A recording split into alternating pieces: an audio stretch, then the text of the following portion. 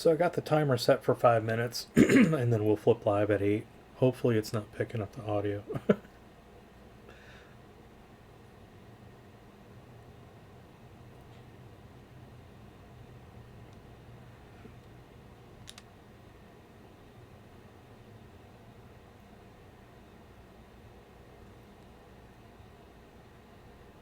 Guess there's one way I could test that.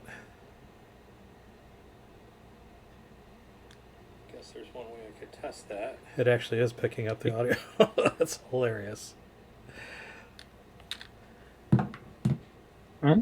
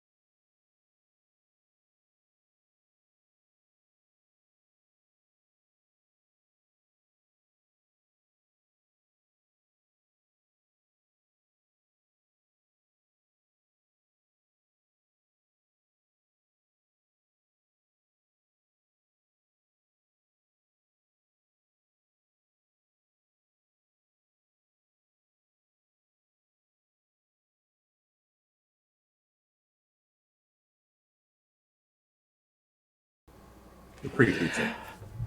Hi, everybody, and welcome to the Black Dragon Tavern Season 2, Episode 5. I'm Dante. I'm Deacon.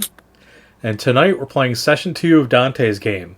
Dante's Game is a gritty, old-school feel, homebrewed fantasy RPG set in an adventure world that's going on 42 years old this year. It's an old man like me. I'd like to welcome our special guests, Gryphon and Jeff Preston. Tonight, as howdy, how's it going? Hi. So, if you tuned in 2 weeks ago, you'll note that Gryphon will be playing Hassan. And Hassan is a human priest who was given the Sin Eater ability. And if you're curious as to what that means and what that character class is, stick around and learn more. And tonight, Jeff will be playing Morgan Stone, a former combat veteran who, for the most part, lives a quiet life in the forest just outside of our main adventure city of Arcadia. But his life is about to change fairly drastically the deeper he gets involved with these two on their adventures. And then I'd be remiss if I didn't introduce him, but my partner in crime, the other half of Black Dragon Tavern, my best friend and dear son, Deacon. He'll be playing Thorin Greyflame. And Thorin is a dwarven demon hunter with a shattered, turbulent past who has come to a bit of notoriety all on his own, despite having some crazy stuff going on in his background. So, kind of excited to be back here for Session 2. I'm getting the itch to do this every week, but I know that's probably not feasible for everybody on the stream, but that's kind of where my brain's at. So we do this every other Friday from 8 p.m. to midnight, and if you want to catch up on where the story started, you can check out the VOD on our About page here on Twitch, or you can go to our YouTube channel. And if you give me just a minute here, I'll drop some stuff in the chat. I do like what A. Jimenez said. Yes, I'm basically just Ghost Rider. How's it going, A. Jimenez? Oh, dude, I'm so excited. Like, okay, so now that we've hit 50... There are worse superheroes to be compared to. We now that we've hit 50 followers, we can make people VIPs, so you're going to be one of the first ones. I'm excited about it. I just have to look at how to do that on the back end of the stream here tonight. But as I was saying, we do this every Friday from 8 p.m. to midnight Central. If you want to catch up on where the story started, you can check out the VODs here, or check out the social links I just dropped in the chat for YouTube page. And before we get started, you guys, I've got to get some housekeeping out of the way. I got to give several shout outs because we had a spectacular week. We had some amazing things happen this week. We did, I couldn't ask for better support from small streamers than what we had for the last couple days, and it was all thanks to a streamer that I've been chatting with for a couple months now, trying to build up a good relationship with him, and he's just an all-around cool guy. I've mentioned him before. He goes by Lantern Noir, and you can check his stream out. We got it at the bottom of our Twitch page down below. But he had passed a message on to another fantastic streamer called Kraken Inferno, who said, look, these guys are trying to get to, they're like 6 people away from hitting their goal of 50 followers. Let's help them out. So Kraken, just in the middle of the stream, I popped in just to say hi. He sent over a whole bunch of people that gave us a follow. So I want to shout out to Soft Octopus, Spear Gaming, Jim Bobbles, Jim Bob, Cypher Dragon, Crit Camp, Eric Charneski, ADT 1200, Lee Achiever, Lady Dragon, Psycho Vampirus, and Mighty Lion. So thank you everyone for the follows. Super appreciate that. If I miss anybody, I apologize. You're not forgotten. We've got all the names, in our community list on Twitch. But just thank you so much. It was really overwhelming. And please do check out all their channels. I'll try to do some drops in the chat as we go throughout the evening for some of those links, because that's the type of thing that helps small streamers out, is when you support them like that. And again, we're just super thankful for that. All right, players, are you ready? Yeah. All right, let's do this thing. So we left off with you leaving the roadside respite known as Traveler's Grotto. Let me pull up the maps here of where you're at, where you're going to be, what it is, what it was, and what it shall be. Where's good one?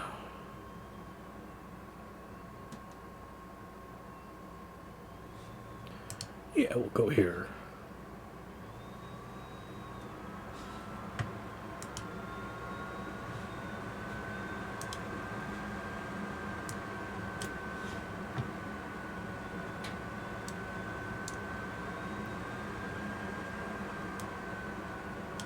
All right. So, all right, like I said, we left off. You were leaving the roadside respite known as Traveler's Grotto. You had a little bit of an incident on the way there with the cart breaking down, but you experienced It was a triple moment. It was a what? Triple bummer? It was a triple A moment. Triple A moment. Okay, I thought you said a triple bummer. Yeah. I guess either one is applicable. But you experienced some fantastic hospitality there. You met an interesting character, the caravan master, Salah bin Abul Hamad.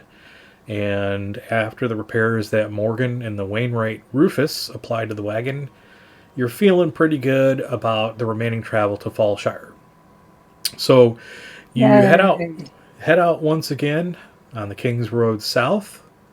And you still have about 2.5, roughly 3 days travel ahead of you. But fortunately, they seem to speed by. Your travel for the last leg of the bit of the road there into Fallshire goes without incident. All right, hey Jimenez, we'll see you. See you later, man. Sleep takes me. Thanks for dropping in. We'll see you soon. So after a long trek from Arcadia, all the way through on this perilous road into the camp and beyond, you come to a crossroads where three roads converge. King's Road South, which you're presently on, and then that angles southeast to the convergence, and then a road to your left heads back north and east, and at the center of the crossroads, just out of the road you're on, merges with another that runs due south, straight into the village of Fallshire. And then just off of that crossroad there to the left is a large coaching inn and tavern called the Stray Dog Inn. For Thorin, it's a sight for sore eyes and a sore behind after that wagon ride out here. And it's a rest stop for many a weary traveler on all the King's roads. The inn stands there almost larger than life, and certainly larger than Thorin's memories of his first encounter at the place and its proprietor.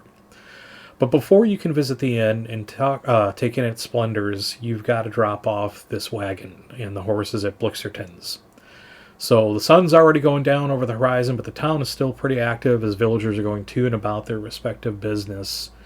And then you ask around a little bit for Blixerton's, and somebody points out to where it's at near Cotter's End on the other side of the square, going towards the older part of the village. So, you head over there with the wagon. All right. Who's driving, by the way?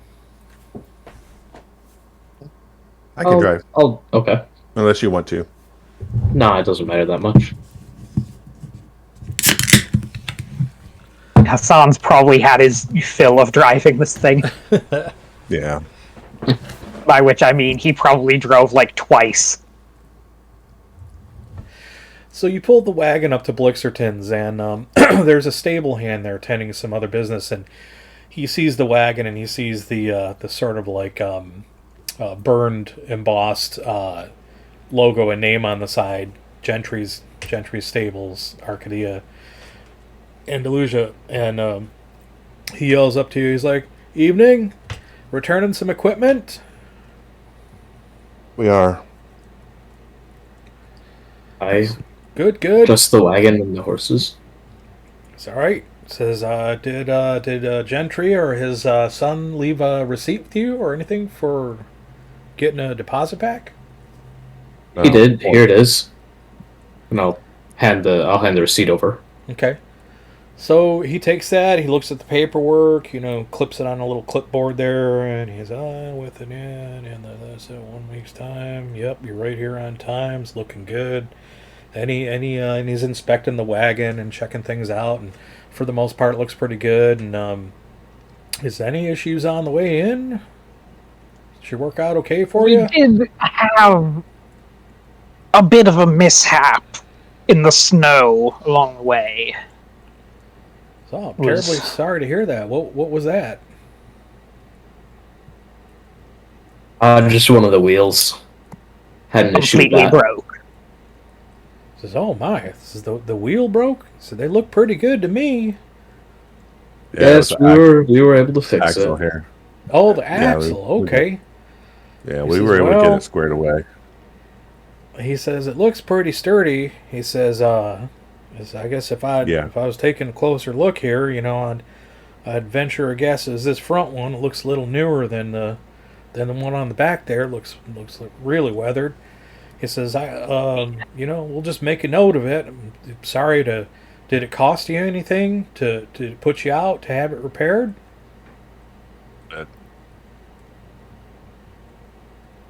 It did not.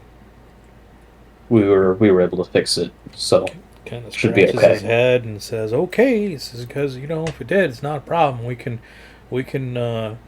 send that off to Gentry's and let them know. But if you're okay with it, okay then." So then he goes into the stables there, into a little booth he's got. Stamps the thing, and tears off a copy and comes back, and he's got some coin for you in a little pouch. And he says, "Here you are, 75 silver. I believe that was half your deposit, according to the receipt." It says, "Enjoy your stay in Indeed. Fallshire." I hope we do.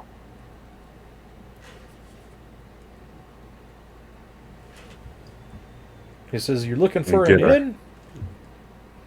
I'll start moving towards getting stuff out. No, I think we've got somewhere to stay already. Okay. Says you might want to get in. The snow's starting to pick up a little bit. It's getting a little colder out here Right. now. I can tell.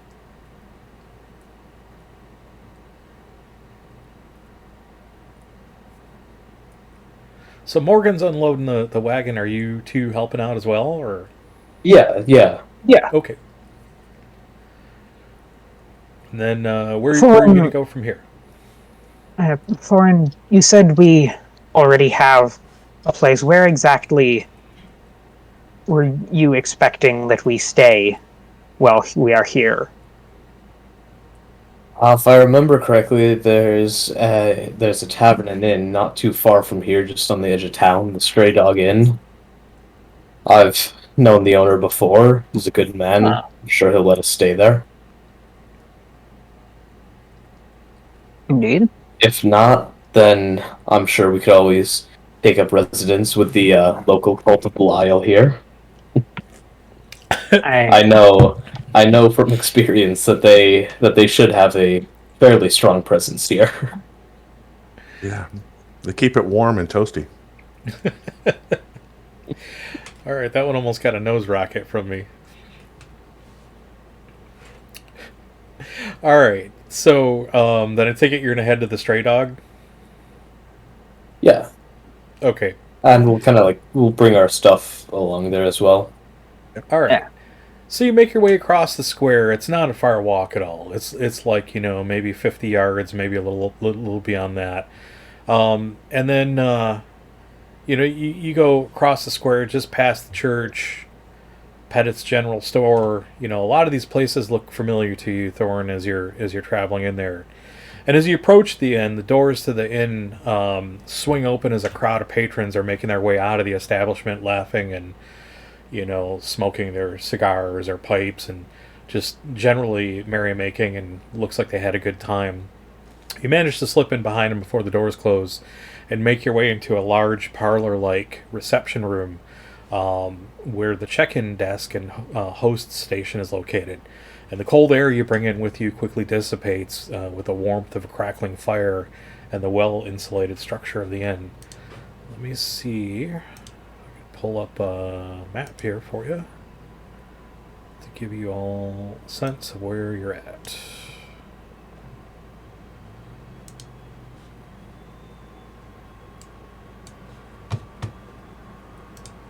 And then give me a moment. I'll put your tokens out here. Put one out already. Okay. I pulled You my guys gun. just want to grab them, you can do that too. Oh, I got 2 thorns. Oh. Let me take one of those off. There we go.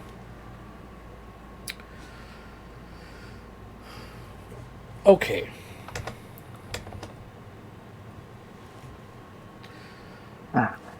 So you approach the desk, and The clerk eyes you long and hard for several moments before a warm smile washes over his face, and he says, "Well, if it isn't a sight for sore eyes? Welcome back, Master Greyflame, isn't it? I haven't seen you since I was but a wee lad." He says, "Are you checking in for the evening? Master Pine will be so very pleased to hear that you're in town." We are, yes.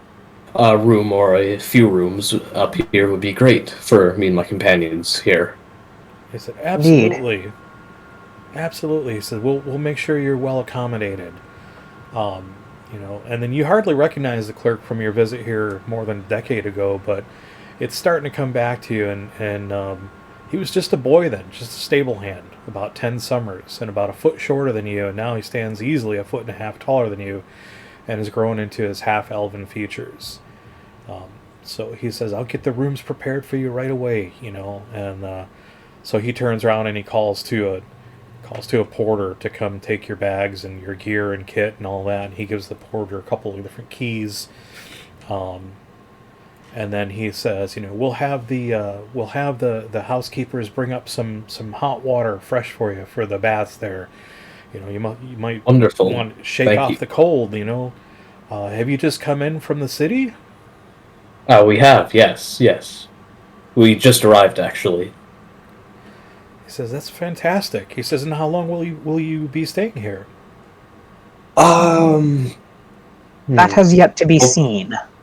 Yet to be seen, but hopefully our work won't take more than a week or so. Very good, very good. So then he gives you each, a copy of the key where the room is, and then, he tells you it's up on the second floor, and you each have a private room with your own private privy and your own, lock on the door and all the comforts. So you settle into your rooms to rest your cold, weary bones and have a soak for a little while.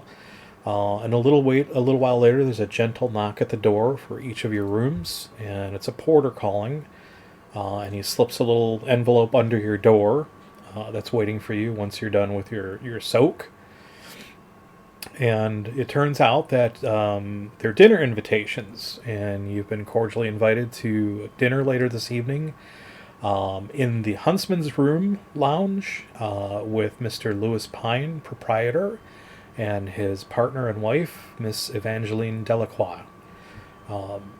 So, you've got a little while, you got a couple hours before the dinner happens.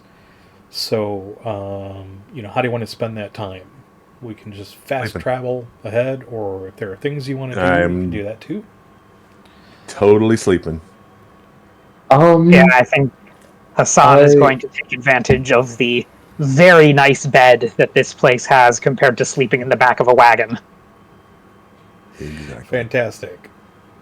I will probably just polish up my weapons, sharpen them up, and then go to bed as well. Okay. So again, you'll have like a couple hours to spend just to hang out and relax. Let me see here. Okay. So the time goes by, nothing happens. You're able to get some rest, and you're completely refreshed when you wake up. And it's nice just to shake that cold off. It's been pretty rugged, and you get that deep cold that sets into your bones and your joints, and it's hard to shake. But you find yourself already starting to forget about that as the smell of like different grilled foods start to waft their way up to the second floor here. So you make your way down to the Huntsman's Lounge, the Huntsman's Room, and Very let's fancy. see. So you're greeted by this beast of a man with wild hair down to his shoulders and large dark eyes, and he greets you with a huge warm smile and open arms and says, "Thorin, by all the dwarven houses, it's so good to see you." And he grabs you up, Thorin, and he like picks you up unexpectedly, and you can feel your spine stretch and crack in a not entirely unpleasant way. That sort of ironically alleviates this hitch that you've had in it since you've been on, in the wagon for days. And he says, "Welcome, welcome. Please come in. Come into the dining room." And he ushers you in. He says, "You remember my lovely wife and go in after partner, him. Evangeline?" I And I do. How are you?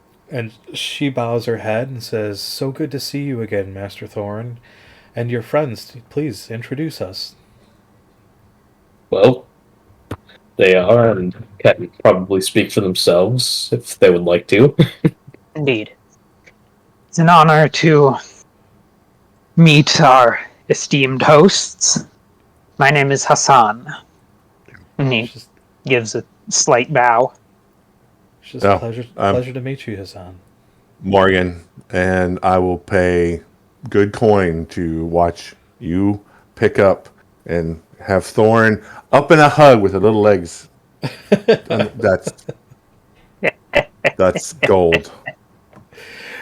So she I- suppresses a chuckle, but clearly she's tickled by that, and she says, "It was a pleasure to meet you, Morgan. You sound like a whole lot of fun."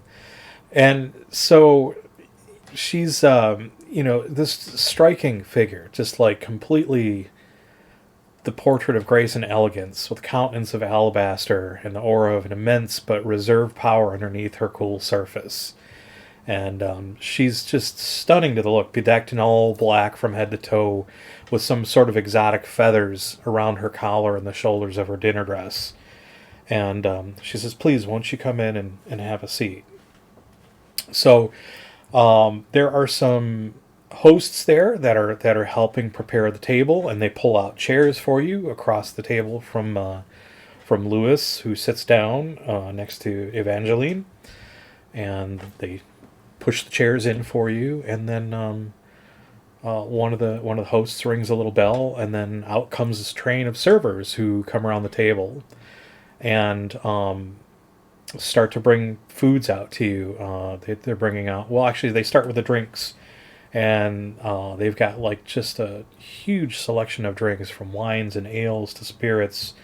And Lewis says, "If I remember correctly, Thorin, you were a big rum drinker, and you used to drink that rum, Gunner's rum." Gunner's right? rum. Yes, He said, "So I've." that would be it. He says, I had a cask here, sitting here, just nobody drinks it." He said, "I won't let anybody drink it, so I've kept it here in the hopes that you would show up again one day." Well, So- today's a good occasion then. So he calls for that to be brought out, and they start to bring trays out with just a really exquisite meal. This feast of like roast boar, side of boar, basically roast winter vegetables and Yorkshire puddings and loads of gravy and just all these things that you can imagine. My apologies to all of the vegetarians and the vegans in the audience. It's like you can tell what's on Dante's mind this winter. Yeah. So, as they open up the roast, Lewis's eyes just kind of go wide, and he just tears into it. He's like, "I've been famished. I've been waiting for this all day." He says, "But Thorin, tell us, where have you been all these years, my friend? You must tell us everything," as he tears eagerly into the boar and gravy, while Evangeline sips her wine and listens attentively. Well, truth be told, I've been around. Some stuff has been fun. Some stuff has been not the most interesting. After I parted ways with Sam and the rest of the party, well, I've spent a lot of time here in Arcadia, in Andalusia. So I've been doing work for the Order of Light, and just about whatever work I can find now, really. So He says, "Oh yes, how is Deacon Carmody doing?" Carmody is fine as usual. He stays to himself. He stays to himself much, it seems, these days. I haven't spoken to him quite some time, but last time I checked, he was all right. He must be He's getting on now. Still alive. It's been quite a while. And he says, and what of your former traveling companions? Did they go about their own ways? They have, um, most of them I have not heard from in quite some time now. I have learned recently, not too long ago, that Sam has passed away. I'll raise my glass. Um, And he raises a toast to her as well. Other than that, well, I'm not quite sure where people have been. He says, but I see you've got new companions, and if they're, trusted enough to travel with you, they're welcome into my home.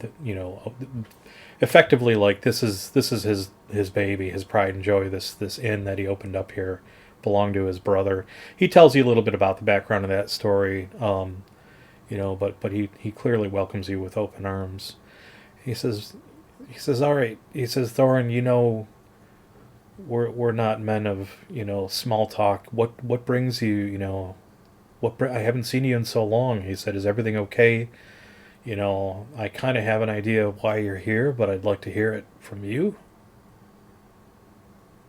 Well, my partners and I have overheard that there are rumors of what would you call them? Undead, the once living that have been milling around. Very strange activities, indeed. Yes. So we've come down to see the validity of them, and if the town is at any danger, then, well, we hope to ease that a bit, so as to keep everybody safe. So he looks at you. Lewis looks at each of you, and sort of takes your measure. Not really in a judgmental way, but just more of a like taking in who he's in the company of. And he says, I figured as much. He says, and sadly, I wish I had more to tell you, but I don't know a lot. We've heard many different rumors, as you could imagine.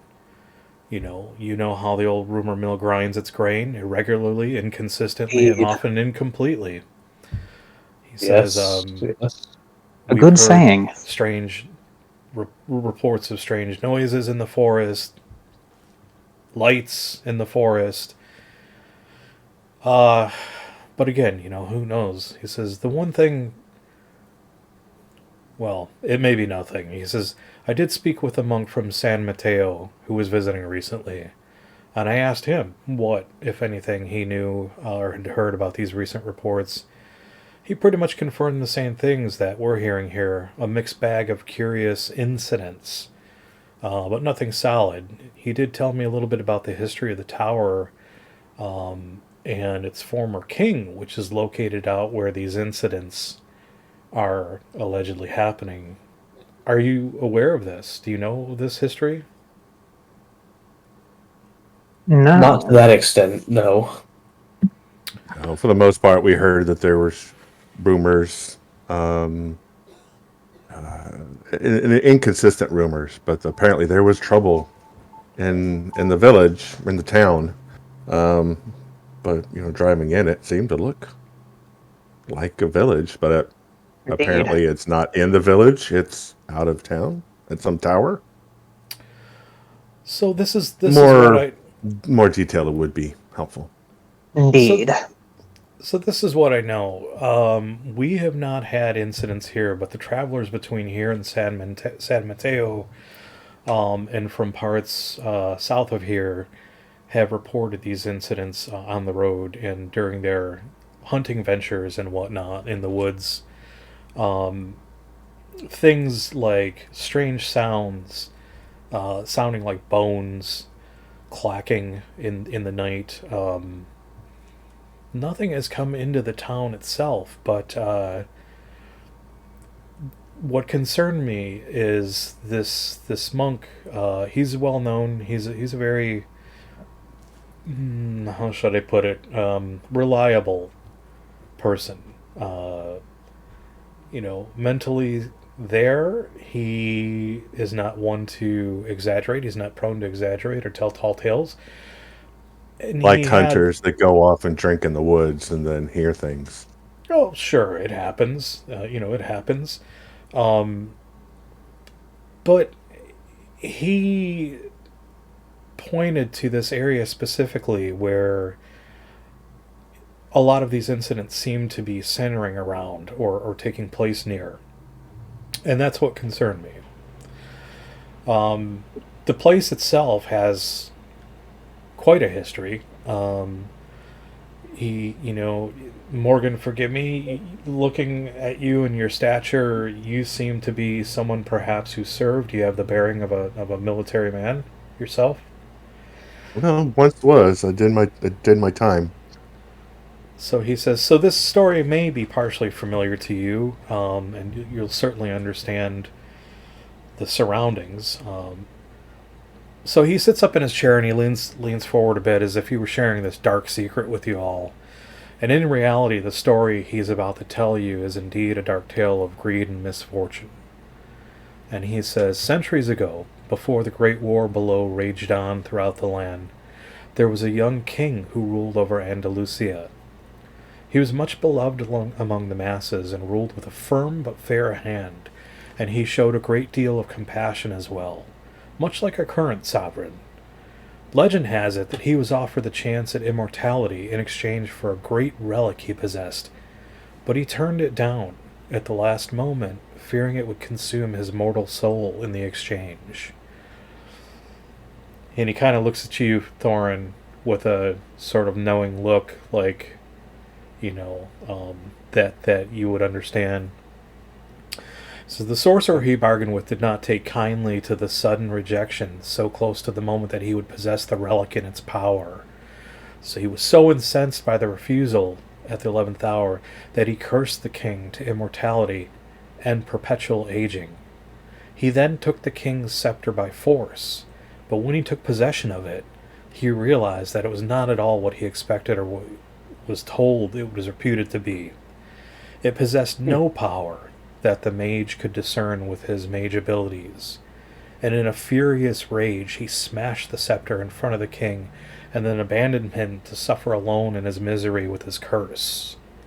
Shortly thereafter, it was discovered that the king had been viciously torturing political prisoners in his woodland tower keep, a crime that got him deposed and ultimately where he wound up being imprisoned.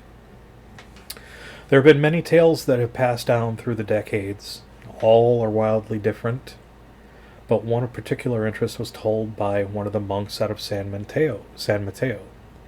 He told the story of a rogue cult that found the long-lost king, or what was left of his immortal remains, in the tower, and they made it their temple to him. Deus Invictus, they called him, and they swore blood oaths to serve and protect him for their mortal lives, passing their responsibilities on to future generations of trusted cohorts. The Keepers of the Eternal Flame is what they call themselves, and in the shadows they move and operate, carrying out who knows what vile plans. Of course, all this is legend, according to this monk, and no clergy to date have seen proof or record of these actual events taking place, but it's well known and documented that there was indeed a king who resided in where the tower ruins now lay. He was a vile creature bent on torture as a means to stroke his ego, and he did have an elite, loyal cohort to guard and protect him. Interestingly enough, he did possess an odd scepter, which is believed to be the relic referred to in the legend. But enough of old tales and legends. Let us feast and drink tonight in memory of old friends and new, he says with a toast.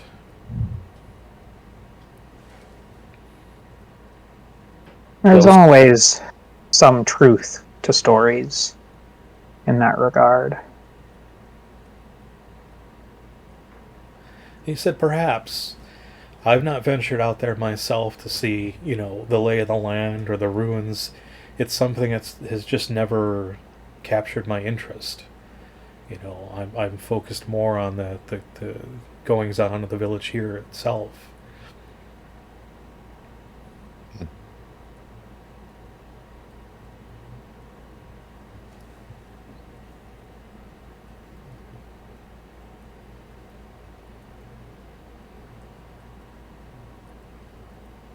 All right. Well, I guess I'll just eat and make small talk throughout the rest of the dinner. Yeah. Sure. So, there's the chit chat, and then there's this sort of like unspoken sort of anxiety about what your plans are in that, and after a little while he comes back around to it and leans over to you and says, so what are your thoughts on this? What are you venturing out there? What do you think you're going to do? Is this something you think is worth your while? Are you any good in a library? Looking up records, stuff like that. I'm sure you do some of that with your demon antics. Something like that, sure. I was planning on going out and taking a look to see if these rumors are even true first, and then deciding where to go from there. Yeah, because if there was a king, and it's possible that there should be records of, lineage and all that kind of stuff, and if there's any notes on the scepter, maybe there's records could easily be destroyed. Yeah. Or falsified. Indeed. Written information, well, an incredibly valuable resource is also an incredibly fallible one. Unfortunately. It's worth looking at. I'm all thumbs in a library, but Well, perhaps we can start there and then work our way out to see it in person. If anywhere would have information, or Yeah, I kind of thinking an ounce of prevention before we walk out in the cold again. Yes. Just check the local thing first. We may or may not get anything, but it's a resource we might want to tap before. I would hate to get out there and then realize, oh yeah, they had notes on exactly what to do back at the library.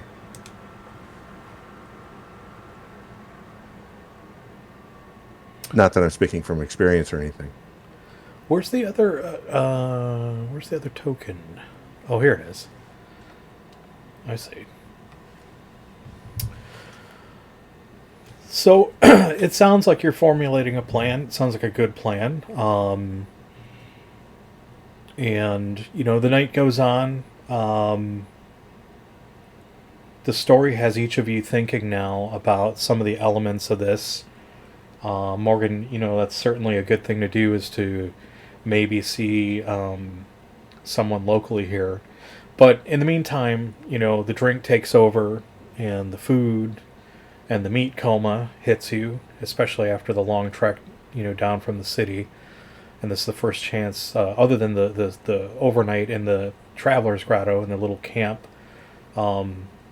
this is really calling to you to just, like, let go and party in the night.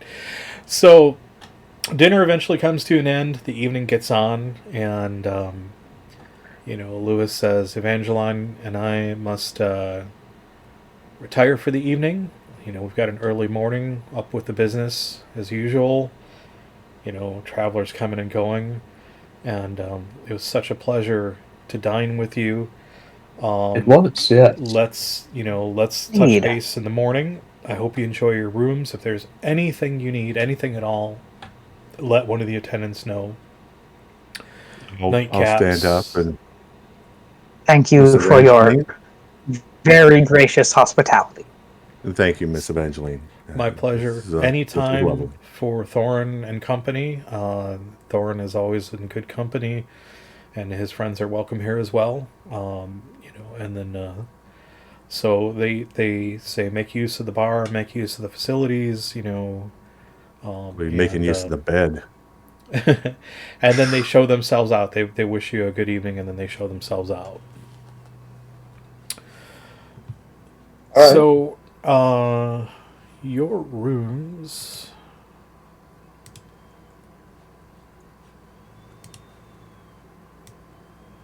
Yeah, I'll are take here. a piece of bread, slice the meat and cheese, put them together, make a couple of those, stuff them in my bag, take it with me. So I'm gonna toss your tokens up here in the balcony. So basically, like the stairway leads upstairs here, comes out into like a common room with a fireplace and several seating arrangements here, and then the rooms are along the sides here, private rooms, and then there's a balcony with an open floor plan overlooking the hearth below to the first floor, and then overlooking the bar as well. And you find your way to your rooms and you settle in, hoping to let sleep take you. Because certainly, you prepare for a well-earned rest after the long, cold trudge here. And the rooms are very well appointed, like I said, more so than you would likely expect it, as Lewis arranged for you to be hosted in the finest suites that he had available here. Again, each with its own privy, its own bathtub, and the pillows and the mattress and the large overstuffed beds welcome you with a soft embrace as you sink deeply into a peaceful slumber for the night. And that night your minds wander deep and freely into the realm of dreams. Hassan, you dream of a sky full of clouds at dusk, moving fast across the blanket of night. The chill of night increases as the clouds stop briefly and stop perfectly still, as if time itself has frozen. A vengeful god glares down at you, angered by a choice you made long ago to turn away from the righteous path you were on, as you became enamored with and drunk on the allure of the forbidden knowledge and power that you learned as a young theologian in training. The god parts the skies with one sweep of a massive pale arm and throws a huge, bright thunderbolt down at you with the other arm, cursing you to a life of taking on other people's sins and suffering. The bolt strikes you soundly in the forehead as you cry out in agony and disbelief at the god's vengeance. You weep uncontrollably as you try to convince yourself that it's a blessing and not a curse, as the god laughs maniacally and mocks you. Morgan. That's a very personal dream. Morgan, you dream of a dark, cold stream running through a lush forest in the spring. The feel of the forest floor beneath your feet is comforting and familiar, yet the river brings on a sense of inexplicable sadness and subtle fear to your soul. It's an unsettling feeling, and as you dwell on it, you realize the stream is unfamiliar as well.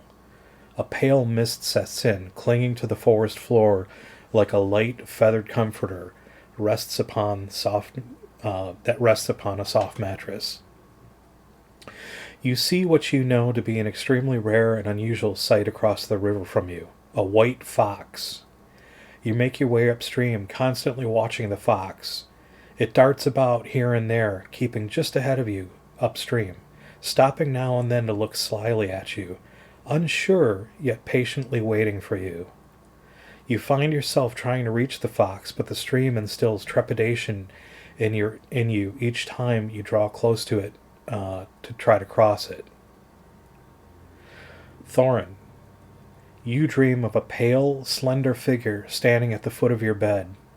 She is both there and at your side simultaneously in a way which can only happen in dreams. You find yourself startled at her presence as your blood runs cold with fear, but she whispers gently and presses a finger to her crimson lips as she shushes you back to a peaceful calm you find washing over you. Your body relaxes again despite your brain sending off every panic signal it can possibly muster. Her lips move, but you can't hear what she's saying. Your mind believes this is a dream, but your conscience pleads with you to believe otherwise. You see a large mountain illuminated by moonlight. A large white wolf stalks you as you try to make your way to the top, dogging your every move. It looks at you and growls in a low, familiar voice. "He needs you. You have always been the key. A pair of orange, fiery eyes floats close to your face. You hear the word exiled drift through your fuzzy brain before you drift off into darkness again.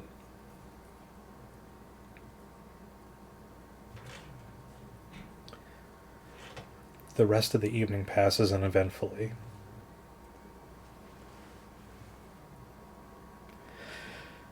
In the morning, you break your fast in the inn's spacious dining area. The seemingly never-ending trays of food decorate your table like the overcrowded window of a shopkeeper wanting to showcase every bit of Epicurean delights they make. Outside, the day promises a break in the snow and a welcome glimpse of sunlight. All good things as you plan your trek to the ruined tower. So what do you do as you sit at your breakfast table? Well, we should probably finalize our plan, figure out where we're going to go. I thought we finalized such at dinner last night that our plan is to investigate the ruined tower first. And well, I thought we were possibly going to look at the library, see if there's any sort of thing on the scepter, on the king, on that whole story, and then see what we can learn about that, just to be prepared. I must admit, this will certainly be much more my area of expertise than certainly more what we have endured so far. I figured it's just too many times I've kicked myself by going out to do a thing and then getting into difficulties and then finding out, oh yeah, there was the information back here, but you didn't even stop to read the instructions, kind of thing. So the big guy that said start here. And it may come out to nothing, but I think it's always worth it. So as you're digging through your various and sundry goodies from breakfast, Luz comes down to greet you as you wrap up your morning meal, and he looks closely at his son, and he shakes your hand and greets you well. He says, "Good morning, good morning." He says, "I hope you slept well. And you've clearly found the breakfast buffet. That's fantastic."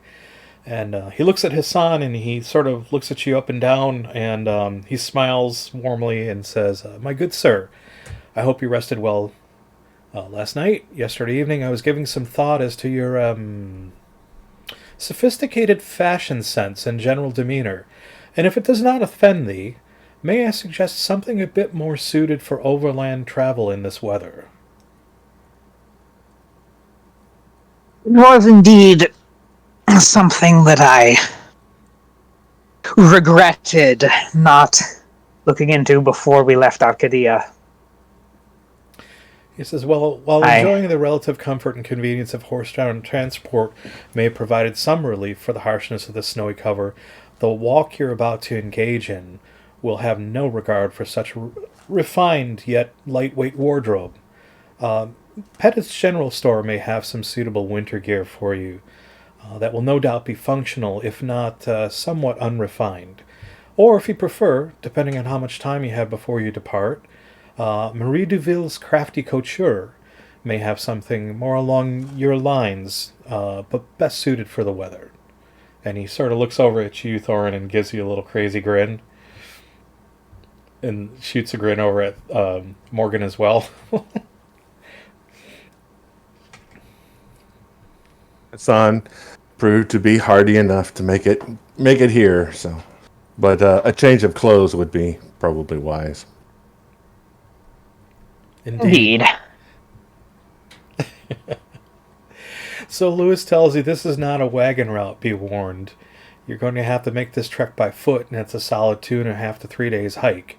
The quickest route for you to follow straight across Cotter's End, where the villains live and work, past the Fallow Fields. Thorin, you would remember those as Gauntfield, where the Gauntfield Cemetery lies.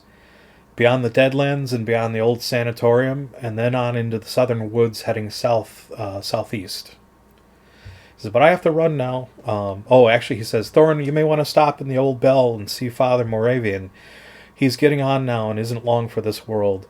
It would do his heart much good to see you alive and well, and he may have some information helpful to your venture. But I have to run along now. I hope you fare well in your investigations, and we'll look for you. If you're heading out there a little over a week, we'll look for your return. Should we not hear from your party, I'll organize a search team, Thorin. Given we'll know your general whereabouts. Be safe, all, Lewis says as he heads off towards the door behind the front desk, and then rushes off. We'll be back, Lewis. You can count on that. So... That's actually a good idea. Yeah. The temple. I was going to say, Hassan, if you want to go and find yourself something a bit more suited to this weather, I'll make my way over to see the father. Yeah. So, and once you've got clothes that you want, I can work on your boots and grease them up a little bit to keep the liquid out, keep the wet out. Thank you, my friend.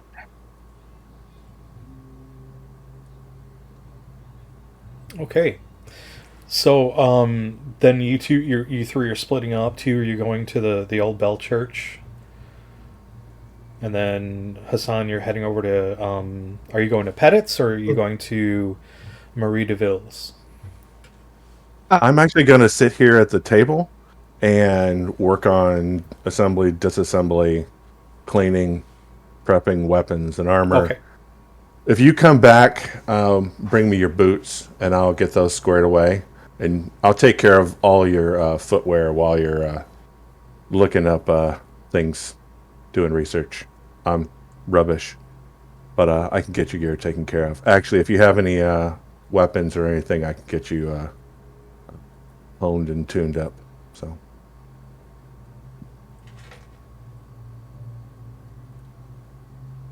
Thank you. I shall return shortly once I have outfitted myself suitably. Yeah, and I'll take up one of these tables over here and kind of lay a blanket, my bedroll out, and just start laying things out. I've got more weapons than arms, but, you know, it's a thing. So you get a couple of odd looks, you know, and then one of the attendants to the inn comes and says, you know, he says, Master Pine has a small workshop. If you're so inclined to use that, he's like, you're more than welcome to do this anywhere here in the tavern. You know, I'm sure no one will have an issue with it, but I believe he has tools and things that may be of use to you. I know there's a grinding stone, a grinding wheel, and other such. Thank you. You know, because they do. It's a rather large inn and coaching house is built on half of it, and there's actually a gate that goes into an interior courtyard. It's almost like what Peter Jackson had the prancing pony like in Lord of the Rings. Like, you know, it's set up somewhat similar to that. They've got their own stables and coaching house and that. So he calls somebody to show you around there, and yeah, it's heated. They've got like a nice forge there and a brazier, and he's got like a little smithy. So he's got like, you know, plenty of things. We're just starting out. I will probably need it on our return because, you know, things will be dinged up and all that. But for now, it's just a matter of testing fittings and oiling leather and that sort of thing. It's almost a ritual at this point after all these years to go through before we're going to go out and do anything and scrub everything off and make sure it's top shape before going in. But I don't really need any tools or anything special. But yeah, I will most likely need tools upon our return. So he said, "They're at your service, at the ready." Master Pine asked that we make, you know, anything available to you that you saw that suited your needs. And that's very appreciated. So he runs back into the inn. Hassan, I guess so. We'll do you. So you head out, and you head out of the Stray Dog, and then you make your way across the town square, which is, you know, like I said, just it's pretty close, 50 paces or so outside of the porch of the Stray Dog, and then from the square, you see several establishments. You see the Old Bell Church, kitty corner from the inn. You see Pettit's General Store and Post, just on the high street off to the other side. You can see the road that you came in on down towards Cotter's End, where the farm, the villains, the villagers and villains work and live. And there's a Reeves post there for the local town Reeve. And then you see a couple other different shops that catch your eyes.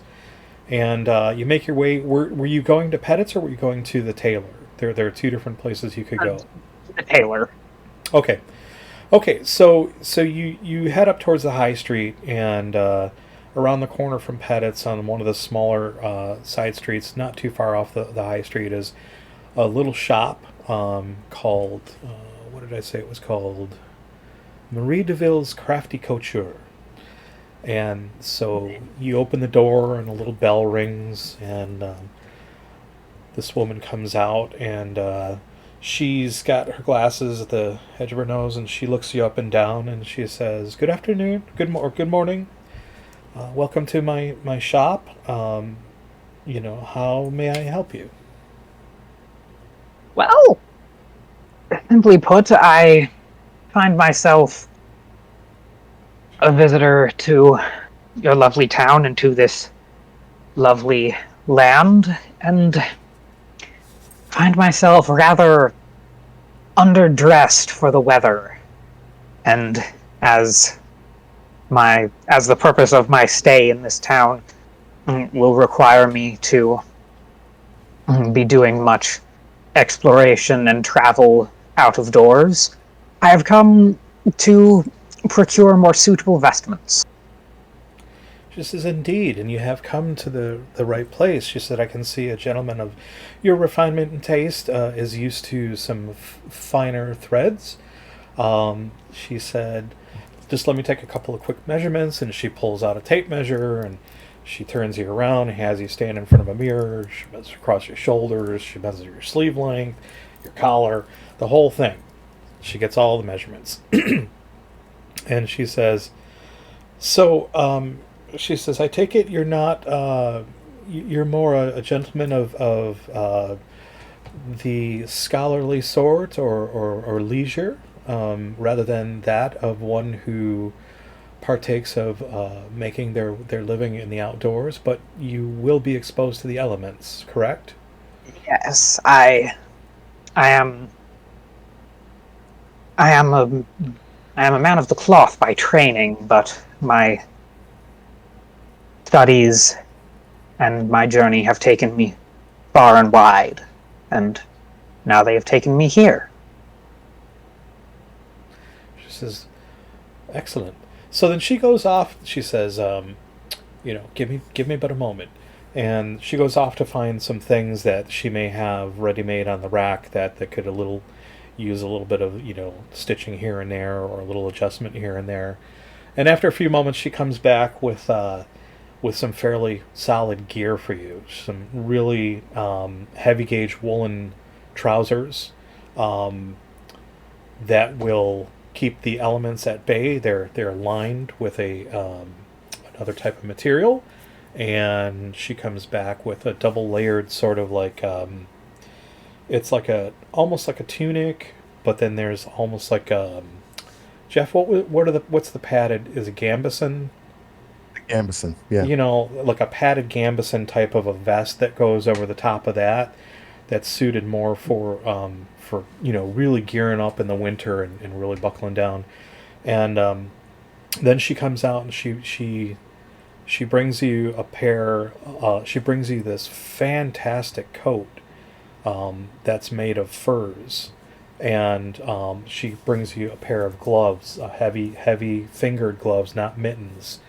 Because she's looking at you and sees that you're holding this cane and realizes you're going to need something a little more dexterous, but also something substantial that will keep your hands warm. And so she's explaining all this to you. She said, here I assume these will suit you rather than a pair of mittens, and so she gets you all decked out, and she shows you the changing room and has you go try everything on. And you come out a few minutes later, in all the fine gear and everything, and clearly it's, much more substantial than what you wore out here. And you can already immediately feel, how it's going to benefit you. So she says, oh yeah, just a little adjust here, a little adjustment there. And, she says, it's quite, you look quite dashing in this outfit, shall I wrap that for you, or would you prefer to just wear that out? If it is all the same to you, I would rather keep these on. It is certainly more comfortable for this weather than my own and what I brought with me. So I will pay for my purchase and leave wearing it. Your Okay. work is of very fine quality. So she's like, I'm quite pleased to hear that it pleases me very much. And she says, I'll just get the total for you. And she goes back behind her counter, and she's a little pad of paper, and she starts scratching out some figures on there. And she looks over at you, and you make some more notes, carry the one. And then she says, so your total this afternoon will be 25 gold pieces.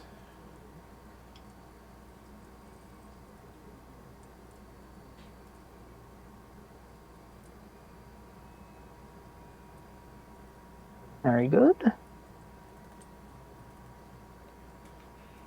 I hand her the money. Okay. She Thank says, you very much.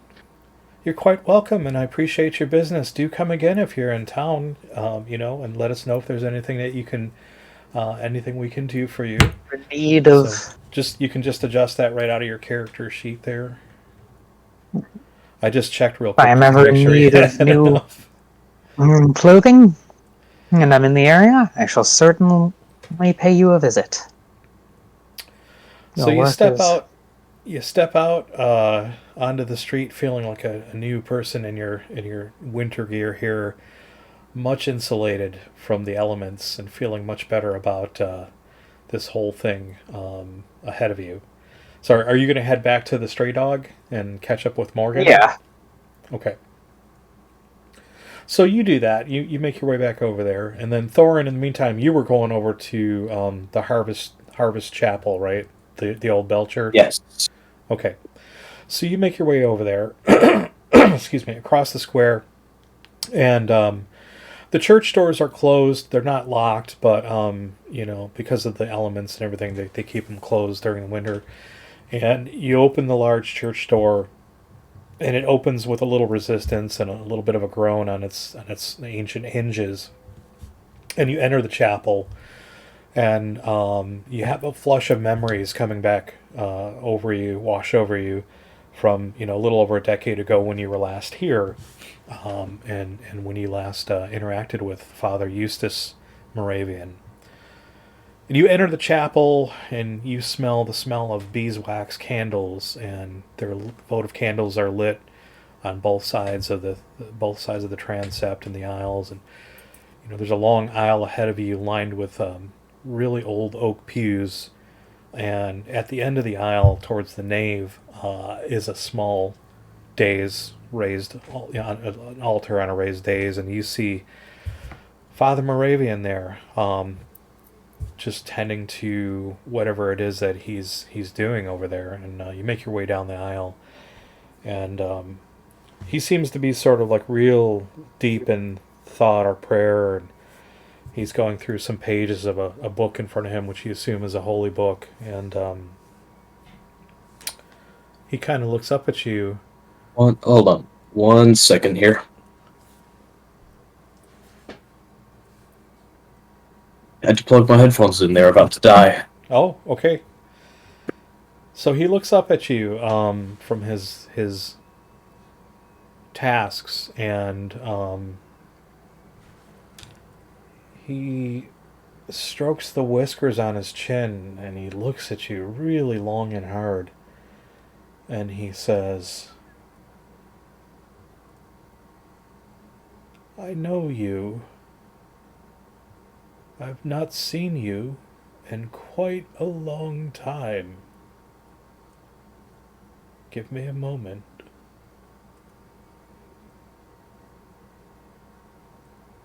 You are Greyflame. Would be correct, Father Moravian. It has been quite some time.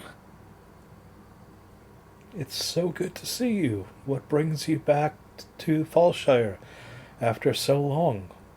More importantly, why have you stayed away for so long?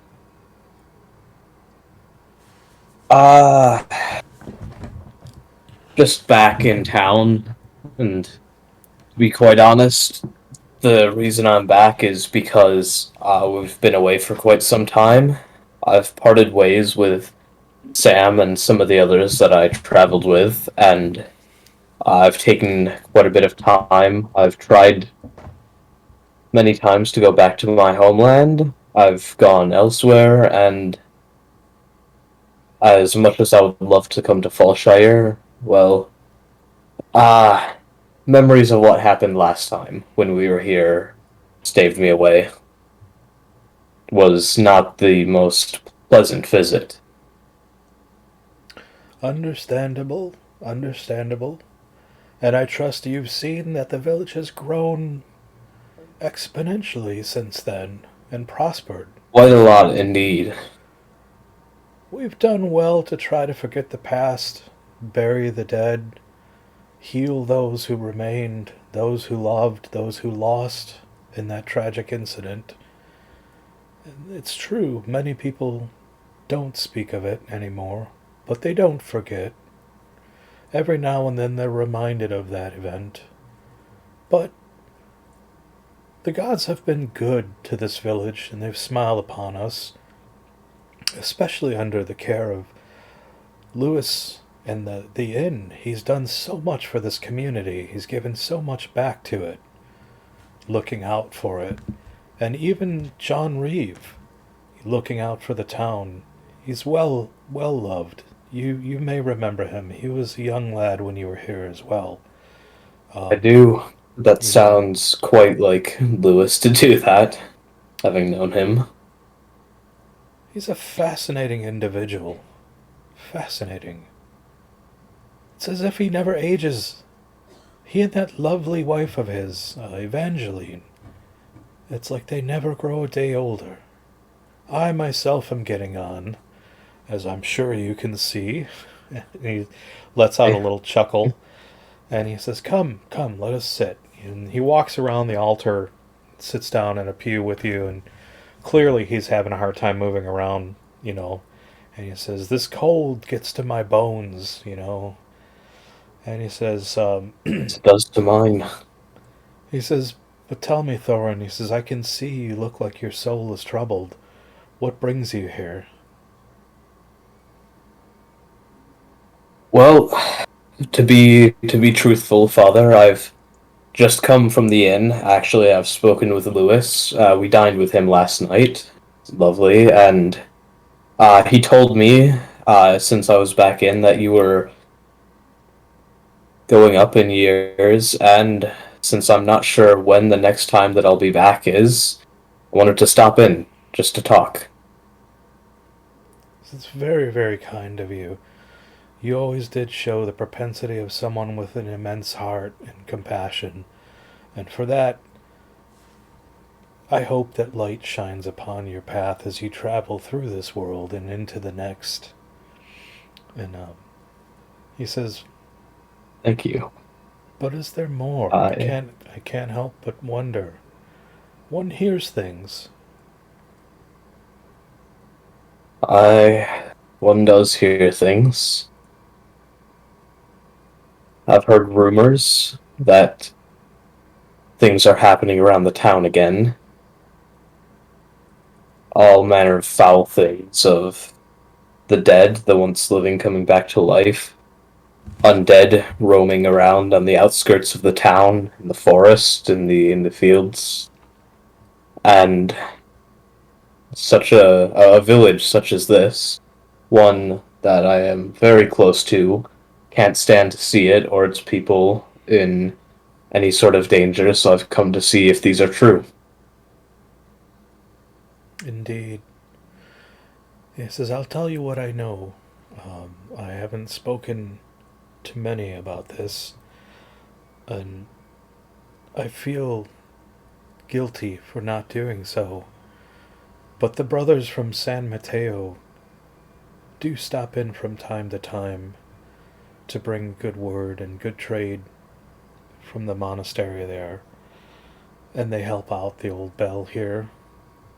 She's in desperate need of repair, and he looks around, at the crumbling walls, and some of the windows are broken and whatnot. And he says, what I've heard is that there's some sort of movement happening in the forest where the old king's tower was.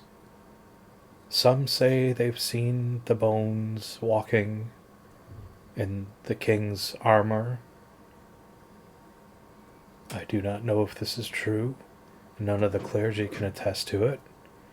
And Thorin, we have the ability to sense these things. Some of the brethren have gifts that allow them to detect these sort of things. What I sense and what I've heard sounds a little more concerning than shambling bones and armor, which quite frankly I'm doubtful of, but would still be wary of nevertheless. And I know that you will be if you travel out there. He says the history of this tower troubles me. I don't believe that everything is as it seems, or as it has been told about this king. But I've got nothing to go on. At any rate, that's the source of where these things seem to be happening. What that means, I cannot say.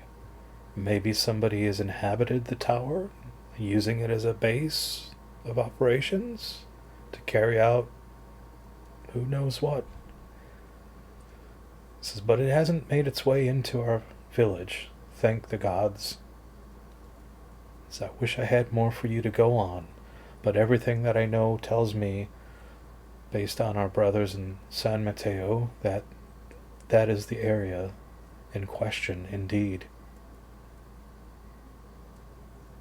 Well, thank you for all of that information. Even if it's not much, I'm sure it will be helpful there. The more you know. This is indeed. He says, and each of you go with my blessing and the blessing of the Lords of Light, looking over you on your path as you head towards this unknown. Thank you, Father. If all goes well, if all goes according to whatever plan we have, then we should be back in town within or around a week from now. So I will check in with you as soon as we're back and let you know what we found.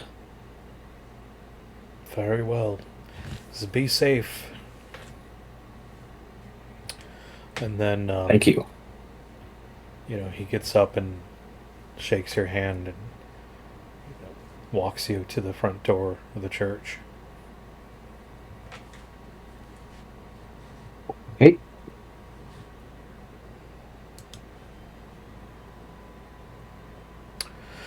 Okay, so are you heading back to the Stray Dog?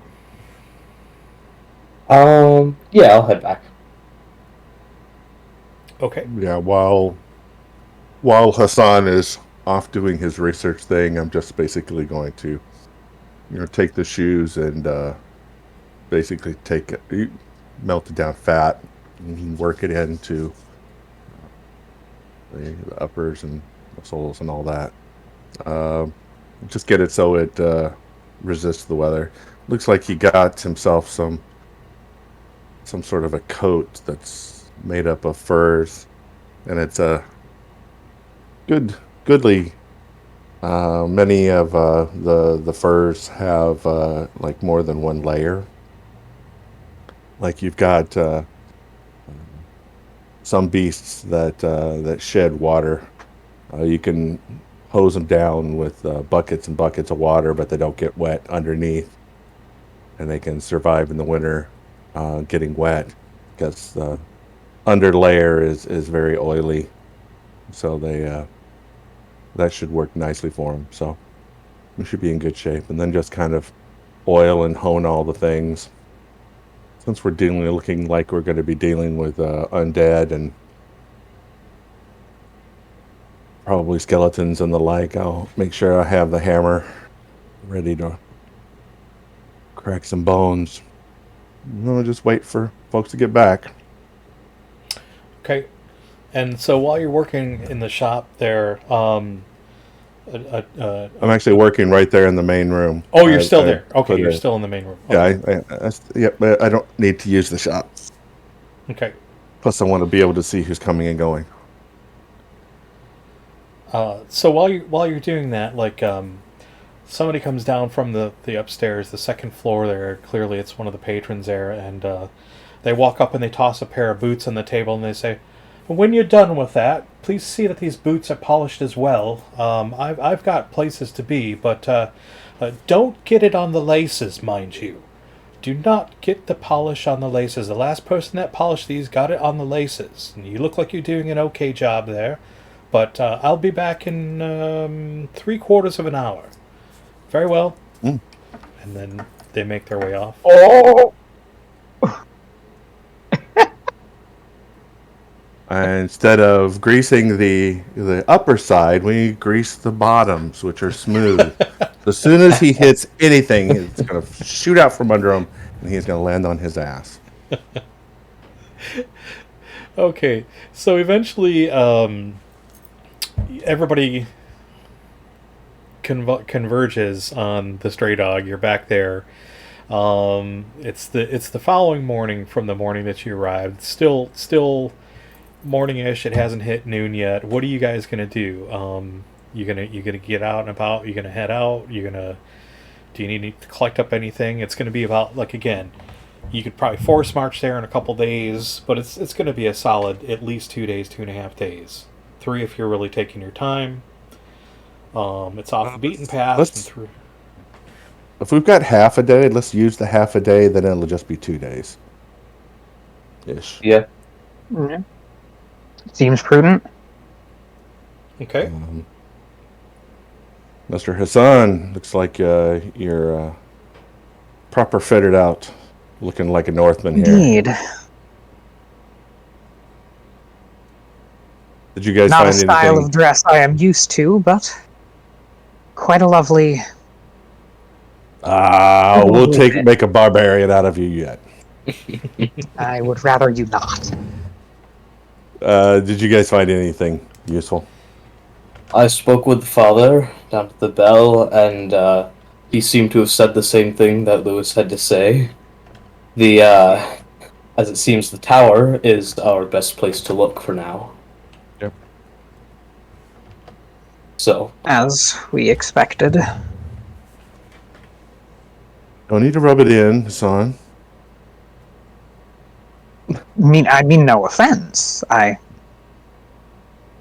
really. I jest. Come on. Let's grab your stuff. We're burning daylight.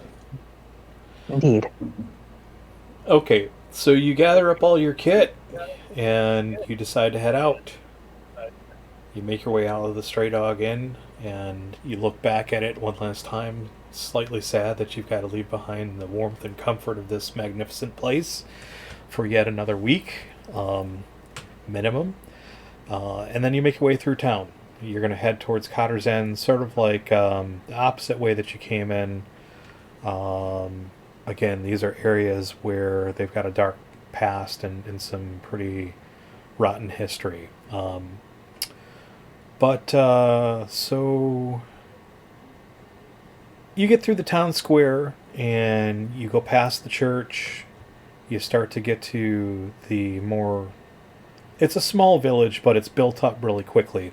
And it's kind of an oddity in that like you can clearly still see the pockets of the original village where the villains work, and they do all the field work and all the crop rotation and all the farming and everything. And so there's a small community of these hovels there that are like thatch roofed, mud, wattle and daub sort of little houses that they live in. Very small. Most of them are one room. Maybe they've got two rooms. And a small child tugs on your coat, Thorin. Excuse me, mister? Excuse me, sir? Who are you? I'm. What do you want? My name's Timmy. And can I have a coin for candy?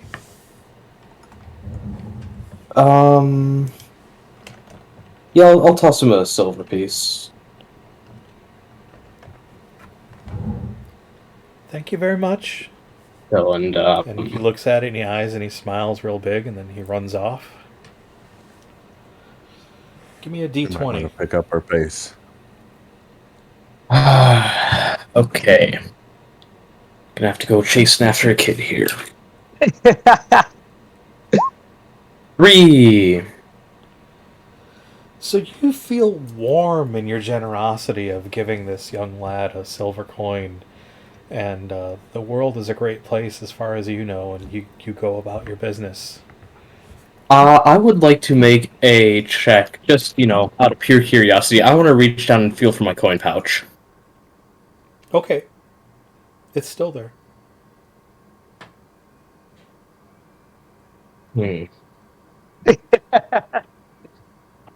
I'm just gonna, if you don't mind, I'm just going to I'm just gonna stop here in the street and just make sure I've got everything.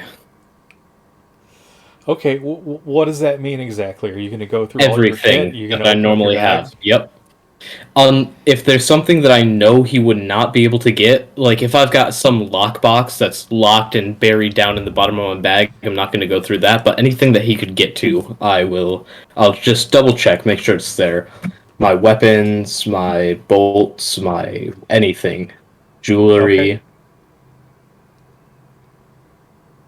Okay. Is it all there? So it's going to Or take do you want me to? It's going to take you a little while. You've got a leather backpack. You've got 5 pitons. Why? Pittons. But out of character. I don't trust. Out of character. I'm gonna. I hear you, Jeff. We as rolled. far as- Alright. Didn't as far notice as- anything. There's Yeah. no reason Alright. to check anything. Okay. Yeah. So like I said, you've got a lot of Metagaming. gear. A lot of gear you're carrying. And as far as you know, you just have a warm, happy feeling about, being generous and being able to help little Timmy.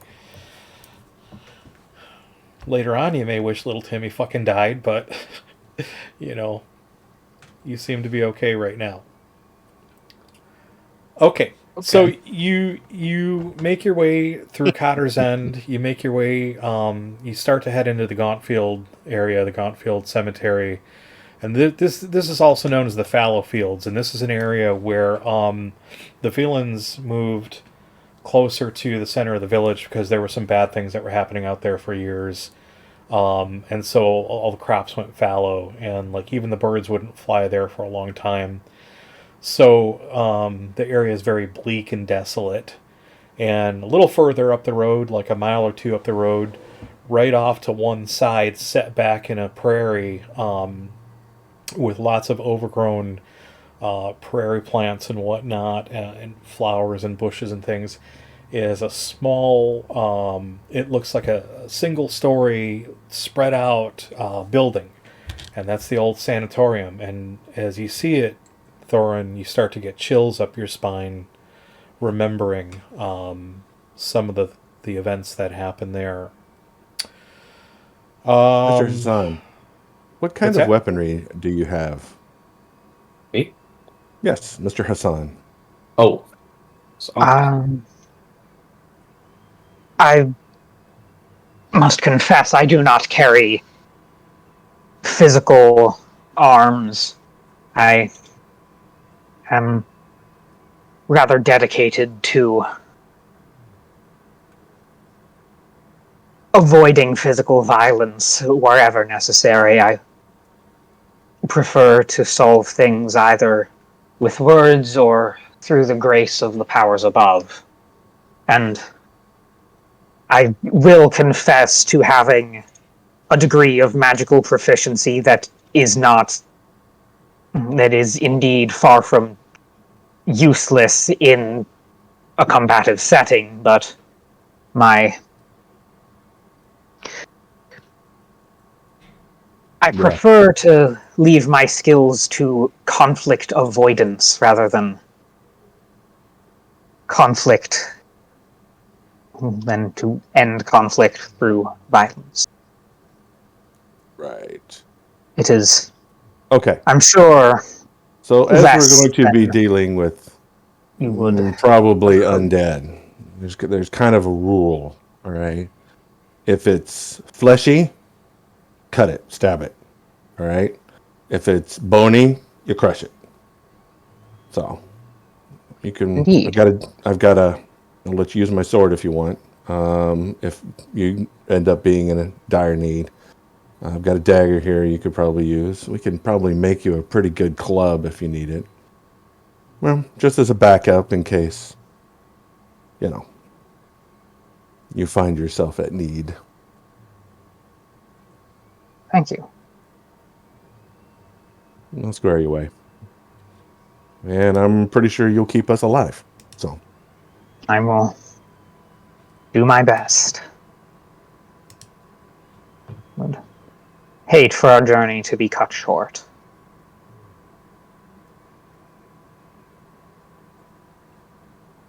yeah, some of them you don't want to let them touch you. Well, I don't think you really want any of them to touch you, but Not especially. yeah. For the most part, I'm banking on skeletons and the like. So, hence the... That is what most of the rumors we heard seemed to suggest. Hence the giant, big sledge. Yes. It is. There is a certain amount of gratification with the crunching of... There is. And think about it this way. They've already died at least once, so there's don't have nothing you can feelings do to to hurt. heal them anymore. And whoever they were before is long gone. He vanished. So, well, I can't speak for all of them, but yeah, I think for the most part, whoever they were before is gone. It's a bit of a simplification. So yeah, road chit chat. Few things are ever truly gone. But I take your meaning.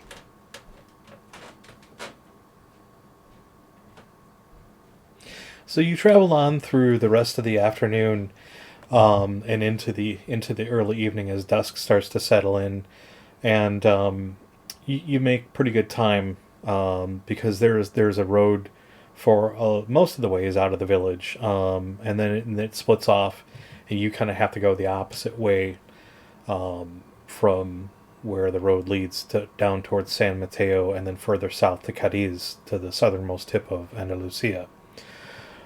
And Keep an eye out for a place to hole up for the night before it gets dark, because Sure. it takes some prep And time to set it. it's fairly densely populated, not like so dense that it's difficult to move through thicket or anything like that. And it is winter, so a lot of the underlayment has died off, but the trees themselves, as far as like the density of the trees, is pretty good, and you can get some pretty good shelter under canopies of trees, because you're getting, as you start to head into the forest proper. And let me show you sort of where you're at, what that looks like. Give me just a second here.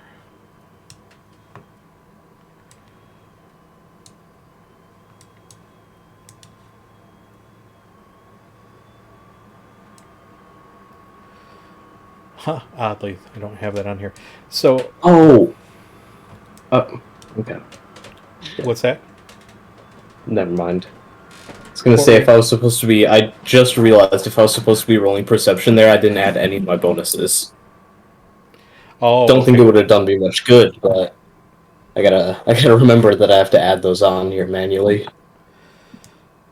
So this is a failure on my part. This larger map should have had forest all around here, around this area. You're basically making your way. We'll just assume that it just kind of goes and fills in. Yeah, you're making your way like. Let me see if I can do it on this one. No snapping from the village down to here. Oh, I thought it did no snapping. No snapping. No snapping. There we go. So, you're going to get deeper into the woods. San Mateo is down here to the southwest. And then there's a coastal road that goes all the way down to the southernmost tip, Cadiz, on the southernmost peninsula of Andalusia.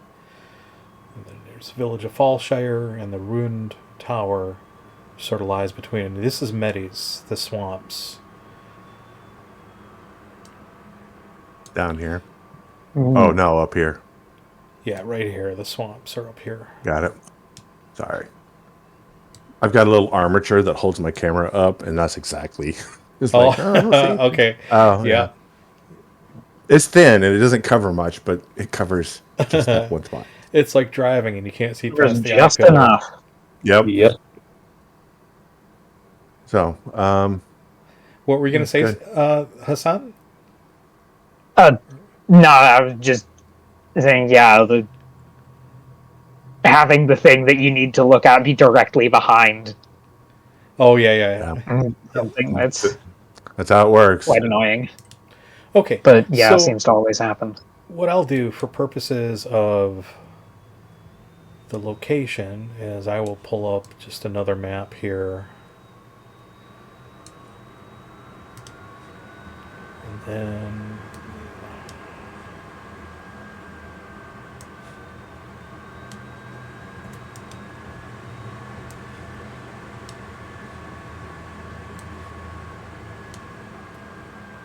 So you're making your way through the forest, and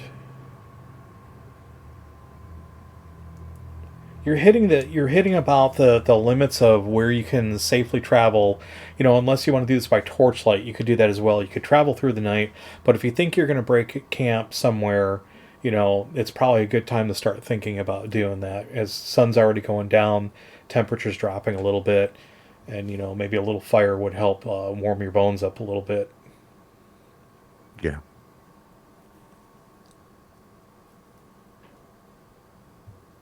Well, I'll throw up the tent that I have. Excuse me. Okay. So, are you guys going to do shifts? Yeah, we'll have to set up shifts. Sure. And I'll find a spot that we've got some deadfall around us to that we can lay trees, limbs, stuff like that. So if anybody wants to come into our camp area, they have to trip over things. Very prudent. Snap, crackle, pop. You know, that Hey, sort of thing. it's Keys Rock. I hope I'm saying that. Keys Rock. Thanks for the follow there. Appreciate that. We are Black Dragon Tavern. We're just like about an hour and a half or so into Dante's game, fantasy RPG that we run every other Friday here on the channel. And the players are Jeff is playing Morgan Stone. Gryphon is playing Hassan. The other half of Black Dragon Tavern, Deacon, my co-host, is playing Thorin. And I'm DM Dante. Good to have you here. Appreciate it. Yeah. It's Mike. Which Mike? Well, I know two of them. Mike Kingsley, Mike Camilleri. Keys Rock. Okay. I know which Mike. Good to see you, man. Appreciate you tuning in. Yeah. Yep. I got that. It took me a minute, but I got it. That's pretty cool. So we're the adventurers just left the village of Fallshire, and they're headed towards this ruined tower to go investigate some of the goings on there. And there have been a real big mixed bag of rumors about exactly what people have seen or claim they've seen or heard, and so on. And so this is the first night out. They walked from the village through this forest, and they're just about to set up camp here, and then set up shift. So let's get back to that. Let's jump right back in. So who is going on first watch? Hassan, why don't you take the first one? Yeah. All right. I'll take up the middle I do not watch. object. All right, you got better eyes in the dark than I do. I'll take the last one. Okay. Let me do this. Okay. So first shift goes by uneventfully. And then who's up in the middle one? That'd be me. That's you, Thorin? Okay. No, I took the first. Yeah, watch. Hassan took Okay. the first one. So second shift comes up. Thorin, you're patrolling. You're kind of keeping an eye out. You find a good position, gives you cover, and you got like kind of line of sight. But you're in the middle of a forest. You're not too terribly far off a road, but there are a lot of places that you're vulnerable from all around you, 360 degrees basically. And you hear strange things in the night. You hear a lot of nocturnal sounds, a lot of nocturnal animals and creatures and critters and whatnot. You hear the wind in the trees. You hear the cracking of branches, as one tends to do in the forest, regardless of the season. Given that you're in the middle of winter here and there's heavy snowfall on the tree branches and whatnot, some of the cracking sounds a little more ominous. And then... let's see.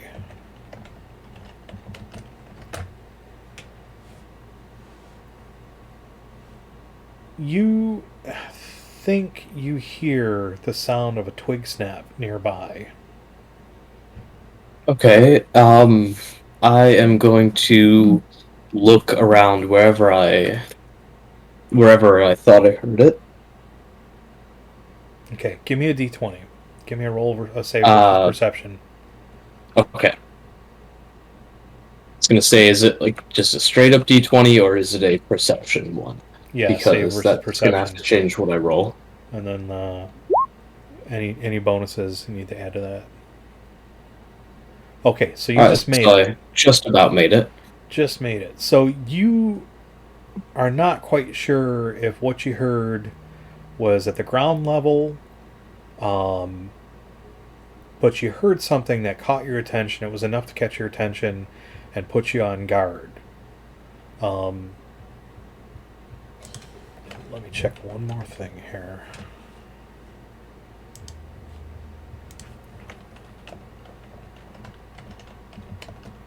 I am going to. I'm just.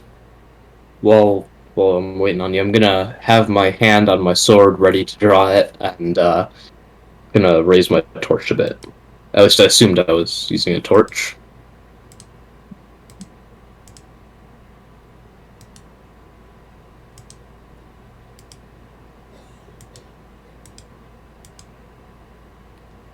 Yeah.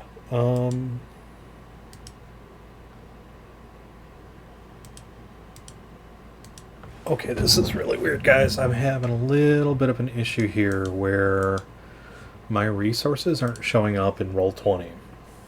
Give me just a second here.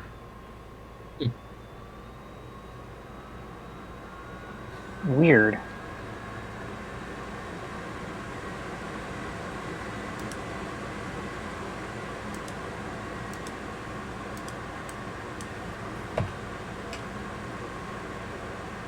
Okay, I got him. Oddly enough, like I had typed something and it typed into the search field, and when I typed it into the search field, it made all the resources disappear. All right, let me get back to the map so I can see where you guys are. Okay, so you're at the ready, right?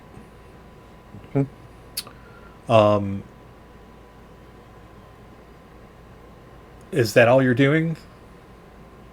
No, I was gonna go over and investigate it. but I am at the ready while I'm doing that. Okay, so you think you hear something coming from over here. And let's see if I can adjust the map. Around here? Where's the camp at in comparison to that? It looks like we're here. Oh, are we? Yeah, can you see that ping? Yeah, all of our tokens are there at least. Oh, I don't see any tokens. Oh, okay. The tokens are... I'll move to about there and try to see what I can see. Okay. Give me another save versus perception.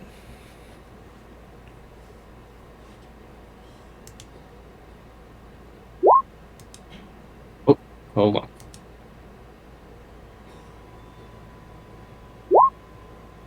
Eight.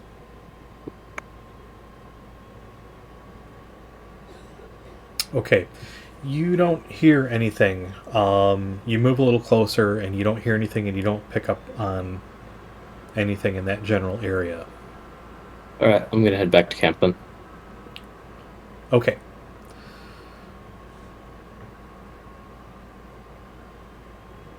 So as you do, give me just a minute.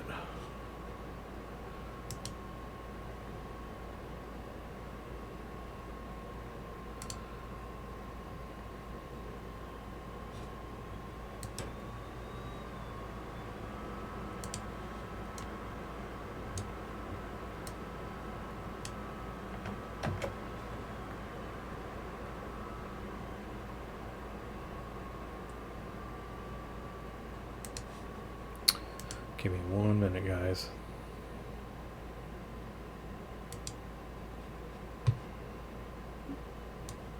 Yeah, something goofy happened here. Okay, we're going to do this. I'll do this as quickly as I possibly can.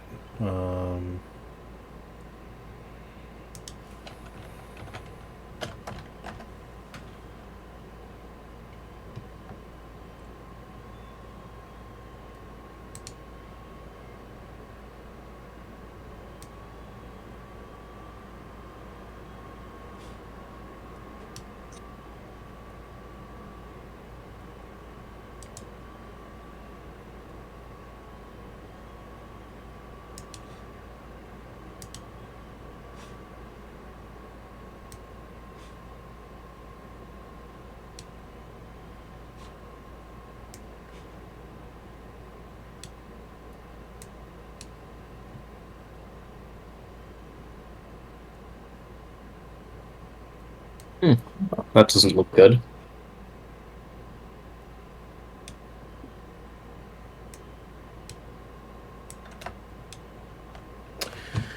Yeah, okay, so as you head back, as you investigate, 4 figures jump out of the trees around you here. Alright, well... First things first, I'm gonna draw my sword, obviously. And, gonna give a couple shouts to the rest of the people to wake up, get on your feet. Hold on, before you do that, we gotta roll initiative. Oh, okay. Okay, because you failed your perception roll, so you didn't hear, when you went out to investigate, you didn't hear anything, so then they turn around, they got the drop on you when you went back to camp. So, everybody roll for initiative. And then, let's see, how am I going to do this for these guys?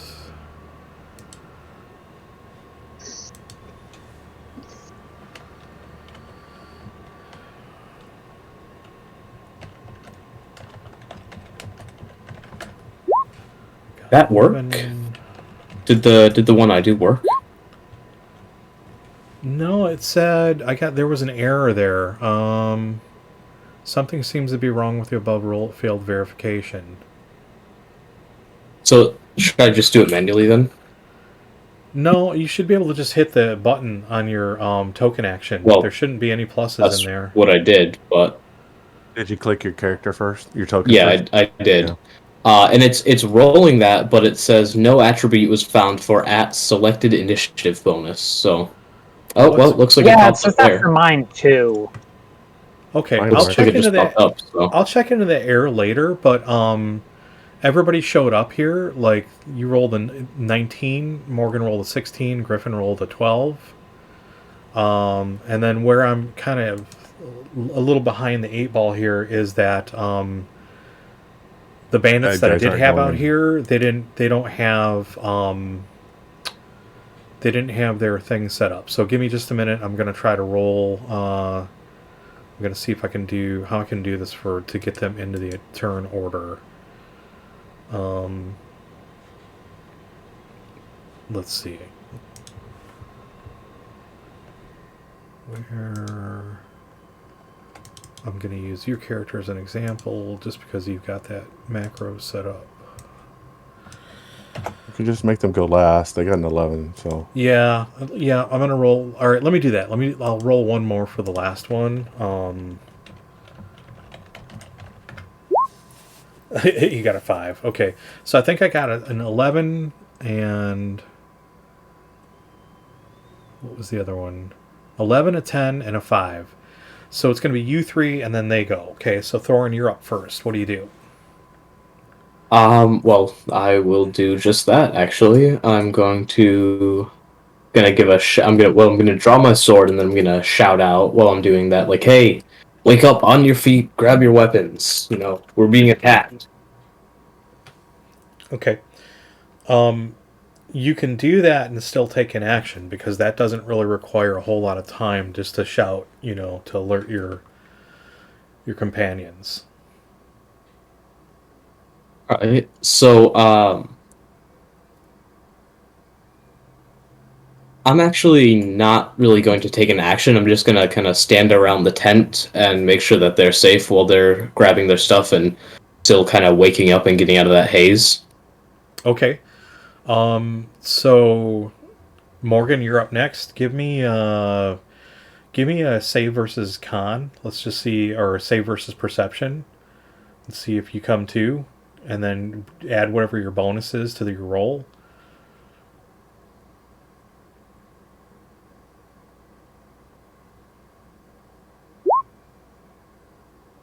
Plus So one. yeah, you hear it and you hear the call and you immediately wake up. Do you take an action? Yeah. Grab a I'm weapon, leap out of the tent. just rolling up and flying out, just coming out ready to swing. Okay. And then Gryphon, same thing. Give me a save versus perception. See if you hear, if you can break the chains of slumber.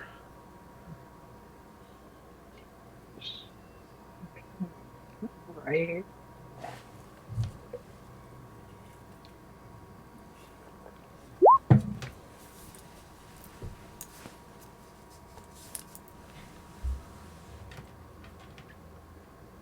In perception Okay. is at a -2, but that's still a 13.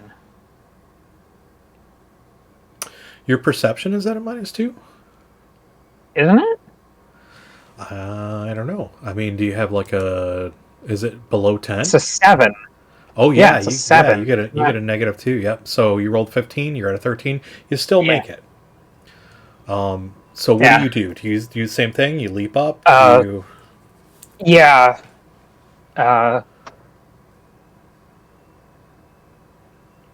Up and out of the tent?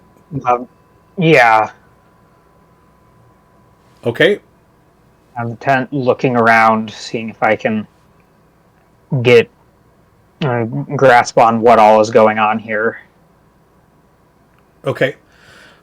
So what's going on? What you see is there are actually what you can see is you can see 4 bandits, for lack of a better term. Well, you can see 3 of them. Like one of them remains behind the bush, but you hear some movement. And they're basically standing there armed, and one of them shouts out and says, "Drop all your goods on the ground there. There's nobody get hurt. We got you surrounded."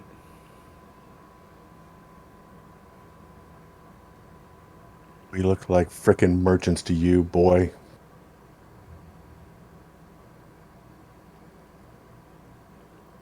Another one says, "Oh look, we got a real talker over here. Maybe he needs a taste of steel, huh, to wake him up." And the other two just laugh. And then so this one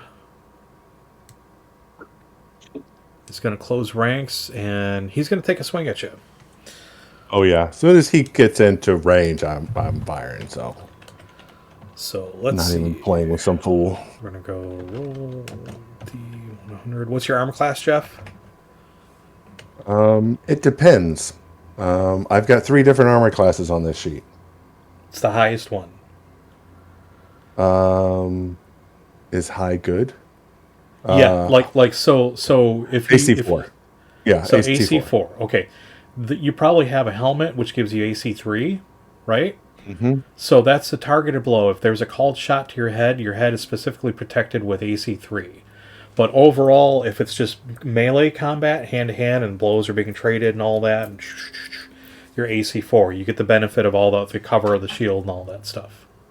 Mm-hmm. Make sense? Yep, makes sense. Okay. All right. So let's see. Can I hit?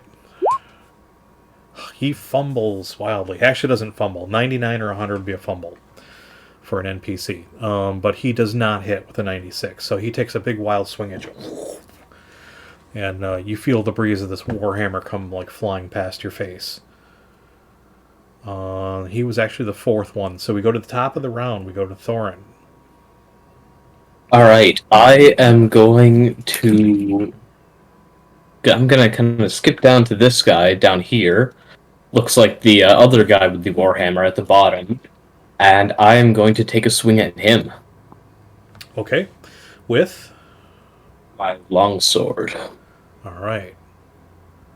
So that's set up as a token action. So you should just click the It button. is. Okay. So he's in armor class 3. Basically, like he's got furs and leathers. I do not believe that would hit him then. Right? Well, take a look at your character sheet. I think it does. Because I put your bonuses in there as well. To hit armor class 3, it is a 60%. For you? Mm-hmm. Okay, this is not feeling And that's right, that's with the +5 included. So it's normally a 55 to hit armor class 3.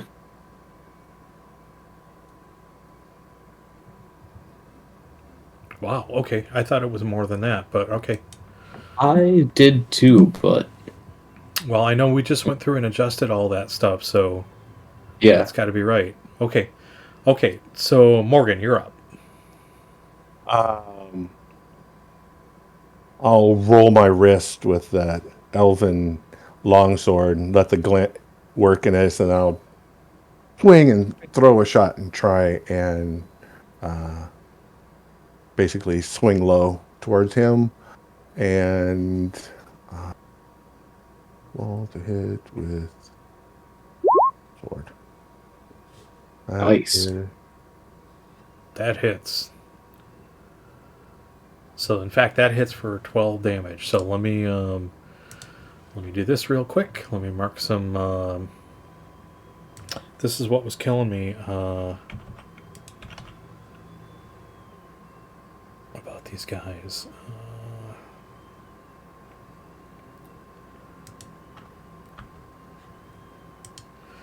I'm going to put the hit points on here. I don't think you guys will be able to see these, but it'll help me keep track of them. I had bandits out here, and I don't know what happened to them.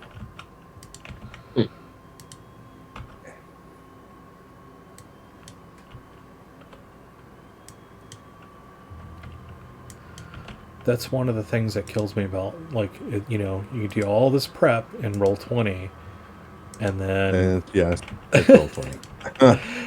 It doesn't have... It's not the same as tabletop, but it's all good. I got one more guy.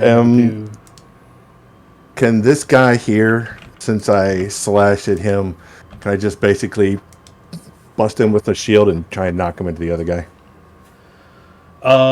It's kind of a dismissive... Do you have... let me take a look at brawling? Your character skills. So right now... Dirty fighting. Yes. You are using... Street fighting, rather. What's that weapon you have? Is that a longsword? A broadsword? Broadsword. And... Command, shield bash...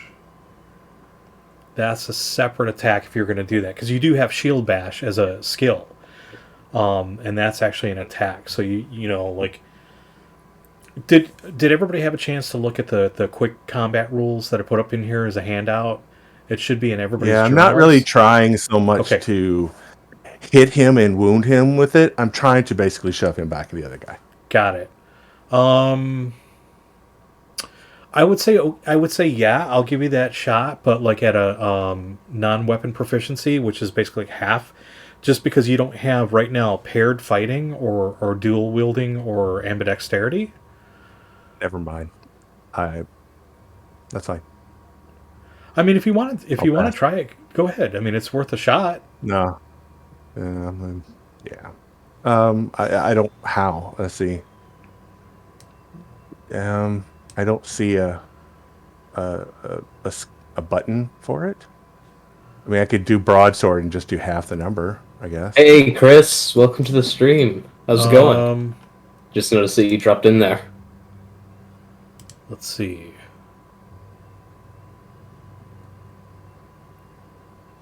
So okay. The way that works as a skill is it's a little bit different than because there are multiple things you can do. So with the shield bash, you can here's it's variable. So using a shield confers the following benefits: you cannot suffer an undefended attack from your shielded flank. You may use a shield to parry a blow, gaining a plus 10% on your parry roll. You may attempt to shield bash at a plus 10% to hit, rendering 1d6 damage on a successful hit.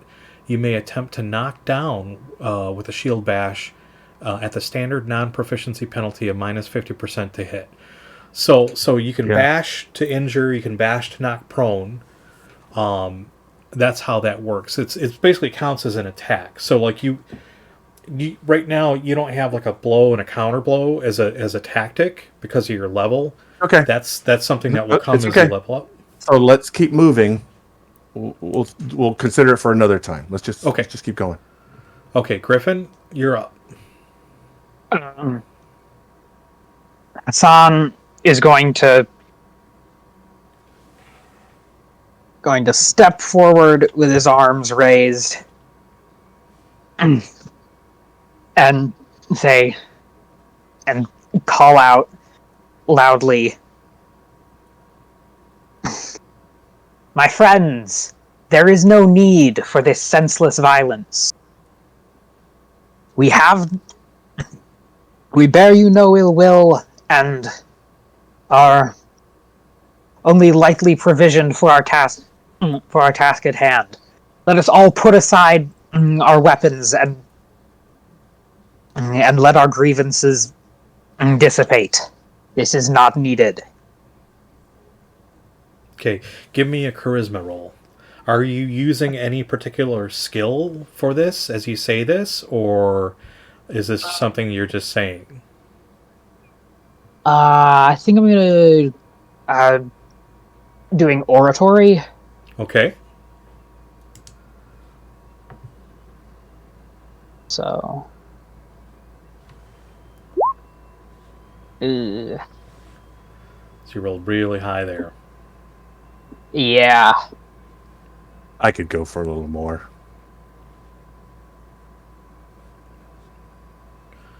Okay, so it comes to the bandits. We'll go through them, starting with the one down here. Actually, starting with the one up here on Morgan, since he had the high initiative. So he is going to attempt another blow with a hammer, and he's basically taunting you. You should have just quit when you were ahead. I'm not the one that's bleeding. Oh, I rolled the wrong die.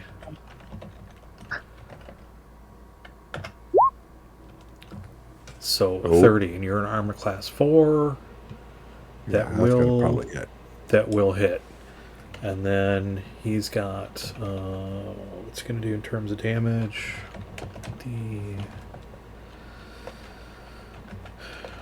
It's no bonus.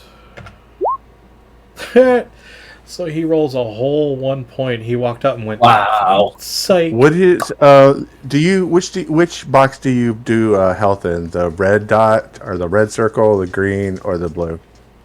The red. So red? For you guys, the red is your hit points. I gotta open up your character sheet here.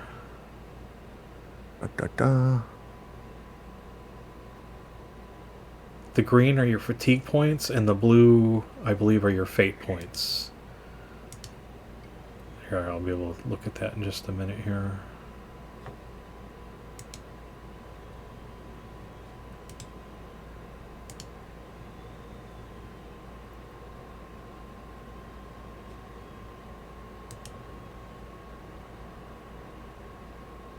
Yeah, so green are fatigue, blue are fate points, red are hit points.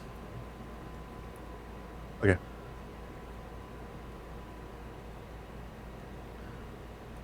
And then for your fate points, you'd have anywhere from 1 to 4 fate points. Shouldn't go over that. If it does, then I got the colors mixed up, but I think that's how they go. Okay, so he's swinging a miss. This guy on Thorin, and he's got... That's it, boy? That's all you got? So he's going to roll... What's your armor class, Thorin? Oh, he just is sucking. I don't think it matters. No, I keep rolling like that. My armor class is 3 with a... I believe 3 with a helmet that does 4. Although it's kind of hard to tell here because it says ring leather AC 3 full. Oh, I have a... Never mind. I have a plus protection thing. Yep. So, 4 with a helmet that does 5. Okay. He's going to be like Thor throwing a hammer here pretty soon if I keep screwing that up. Yeah. So the other guy is going to come crashing through here. And he's got an axe. So he's going to take a swing at you, Thorin. That's a 9%. So that is going to crit. That's under 10%.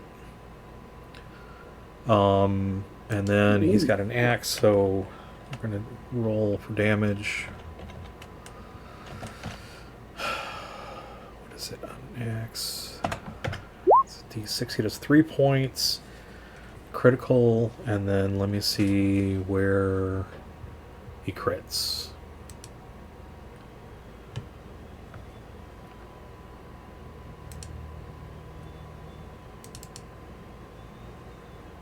And where do I see my hit points again? On your character sheet, on the abilities, attributes and abilities. Okay. Just up from the bottom. Yeah, there it is. I was looking under bio near the hit chart. I did the same thing. Give me just a second. I'm getting this chart open here.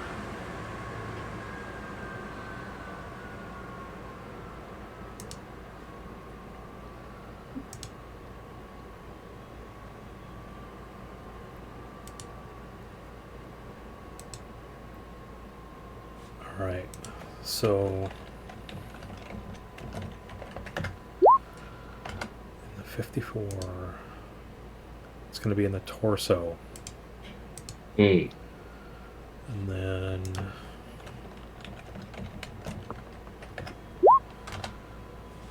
the torso. The blow strikes your opponent's groin, doubling up in agony. Your opponent may do nothing at all for the next round. Ooh. So you got super lucky. Yeah. So you're not quite prone, but you're sort of doubled over holding your junk, and you lose your next turn. So this guy is kind of blocked in here. can't really move through there, around there. So he's okay. He's kind of stuck. All right. So we will go to the top of the order again, Thorin. So you lose this turn. Morgan, it goes to you. Have we heard or seen what has happened to Thorin? Do we have any way of knowing that he's been hit? I would assume you've got your back to him right now, facing this opponent in front of you here. But give me a D20, a save versus perception, to see if your combat sense picks up, like you hear your. Yeah, 17. Okay. Yep. So you know he just took a blow. You know he took something pretty serious because you hear him like in pain, groaning, which is not How much? in character for him. Okay. I'm going to shout out a command. All in on Thorin. And basically I want to move at the same time as Hassan back towards Thorin a bit to give him a little bit of cover while he's in trouble. No, I didn't want it to snap. Well, there we go.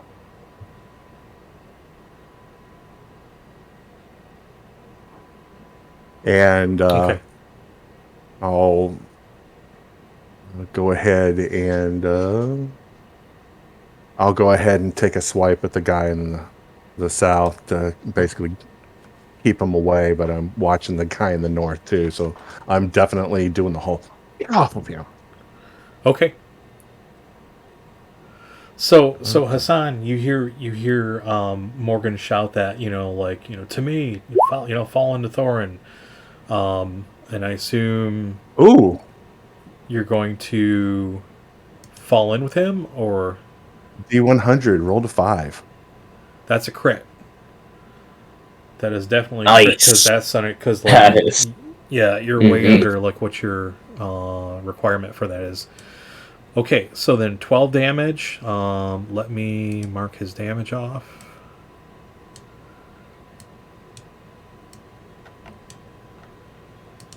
I gotta go minus 12. So you took him down to about half his hit points with that blow.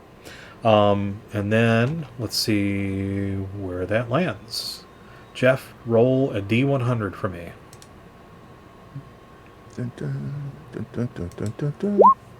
62. In the 62, What? that's Torso? another torso shot. And then give Don't roll a me 2 here. give me a D20, ignoring 17 through 20. In the 11 in the torso.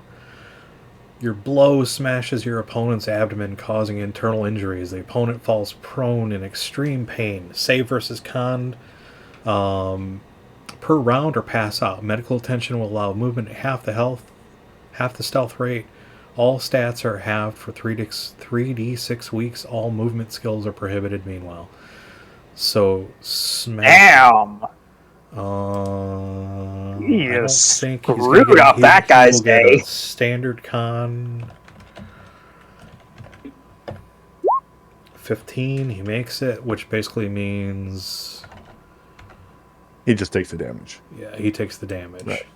But it's a crit, so it's double damage. So you Yeah. roll 12, and he takes 24. and so he is down.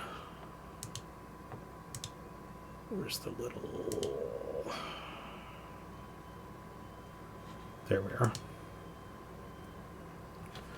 Yeah, do the Skull whole and crossbones. stick. And come back and still pointing at this other guy, I guess, is All right. So Gryphon, you're up next. What do you do?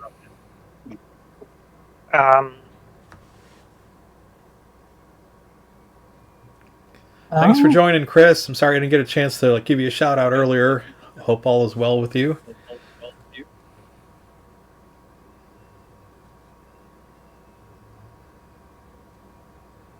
All right, Hassan. Yeah, I'm thinking. What I'm doing.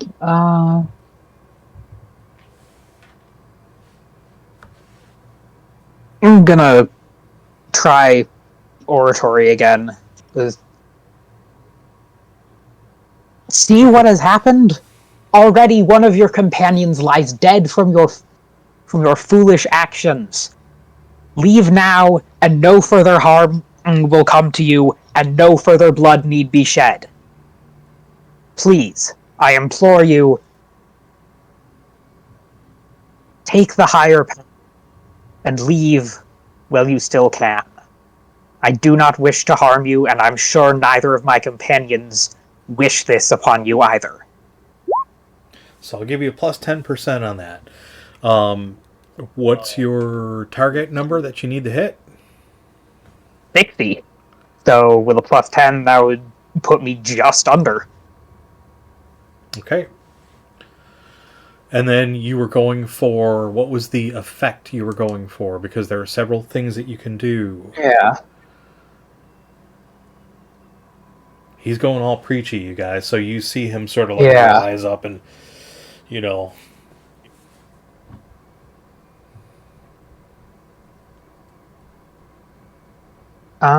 So basically just to influence them? Yeah. It's under your character sheet. If you go into the skills, you know, there's sympathy, antipathy, fascination, boredom. Guess sympathy? So you want them to take sympathy with I your guess character and sympathy is listen the to you. closest that I'm going with. Okay. Yeah, just like...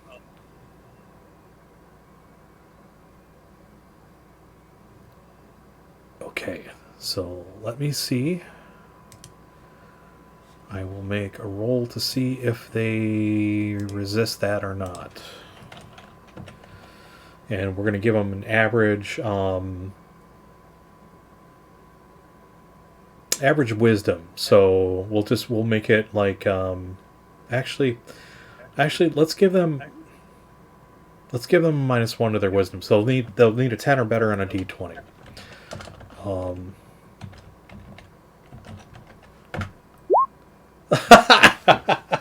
They did not make it. Okay, so they see their friend like just obliterated in one blow from Morgan, and you know you step up and you're like, you know, don't be foolish, stand back, you know, take heed from this action. This could be you with your guts spilled on the snow, and you give your rousing speech, and they kind of back off a little bit and lower their weapons down.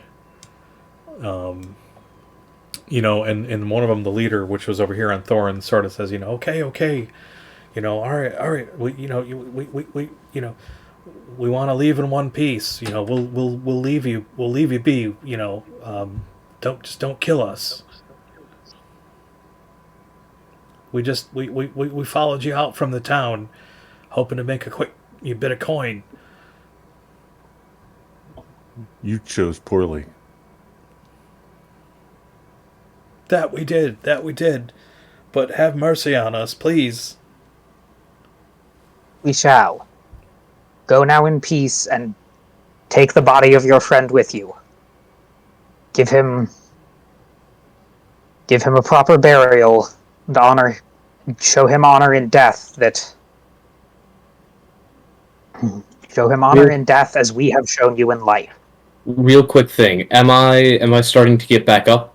Yeah, because you're okay. I'm gonna call out to them before they leave. I'm gonna talk directly to the leader. That's this guy down here, right? Oh, Yep. Yeah, that guy there. I'm gonna ask him. I'm gonna pull out, or I'm gonna pick my sword back up and point it at him and say, "He made that promise to you, but I did. Or he made that promise to you, but I didn't. I won't kill you, but I do want to know what's your name. And don't lie to me." So he sort of like, you know, sheepishly nods at you and says, "My name is let's see if I even have names for them. This is why you've got your software. Go generate a name for it. I know, but it takes up a lot of Bob. resources. Yeah, it's Bob. He just says, "My name's Finster. You know, I don't, I live in the area. I'm really Well, sorry." Finster, this, as you can see here, look at your friend. This is why you don't do this. Go back to Fallshire. Go turn yourself in. Tell him what you did. And if you don't do it, I will be back there later checking to see if you've done that. So, you don't want to make me angry on this one. You've already done enough. He says, right away, good sir. Yeah, of course. And he starts to shuffle off, sort of like leaving his deceased friend's body there. And you just hear a voice in the background going, "Do we really have to take him?" Yes. I told you. Take your friend's body, honor him in death, give him a proper burial with rites at the church. Do this before turning yourself in, as Master Greyflame commanded. Don't seem right. He really wasn't much of an honorable person, but okay. All right. So they Give gather. him the honor. I take the sword. I point and says, "You, fuckwit, come get this." So Oh, hold on. gather While up- he's doing that, I will ask him for his hammer, for his warhammer. Leave that here. Okay, so he drops it at your feet. I don't have any bashing weapons, and if we're going up against skeletons, I'm gonna need something. Besides, it's probably better off not in his hands anyways. Okay, so he picks up the wrecked remains of his friend who's just been literally gutted by Morgan in one fell swoop. And, the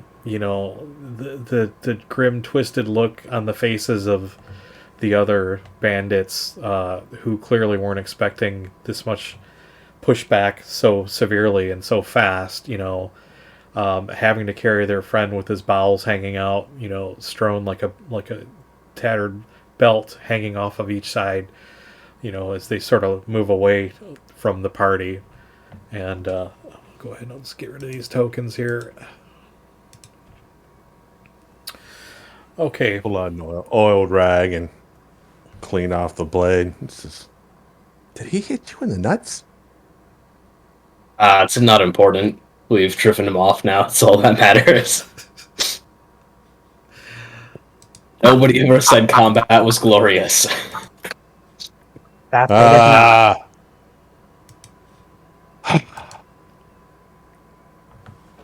Okay. There's a reason I seek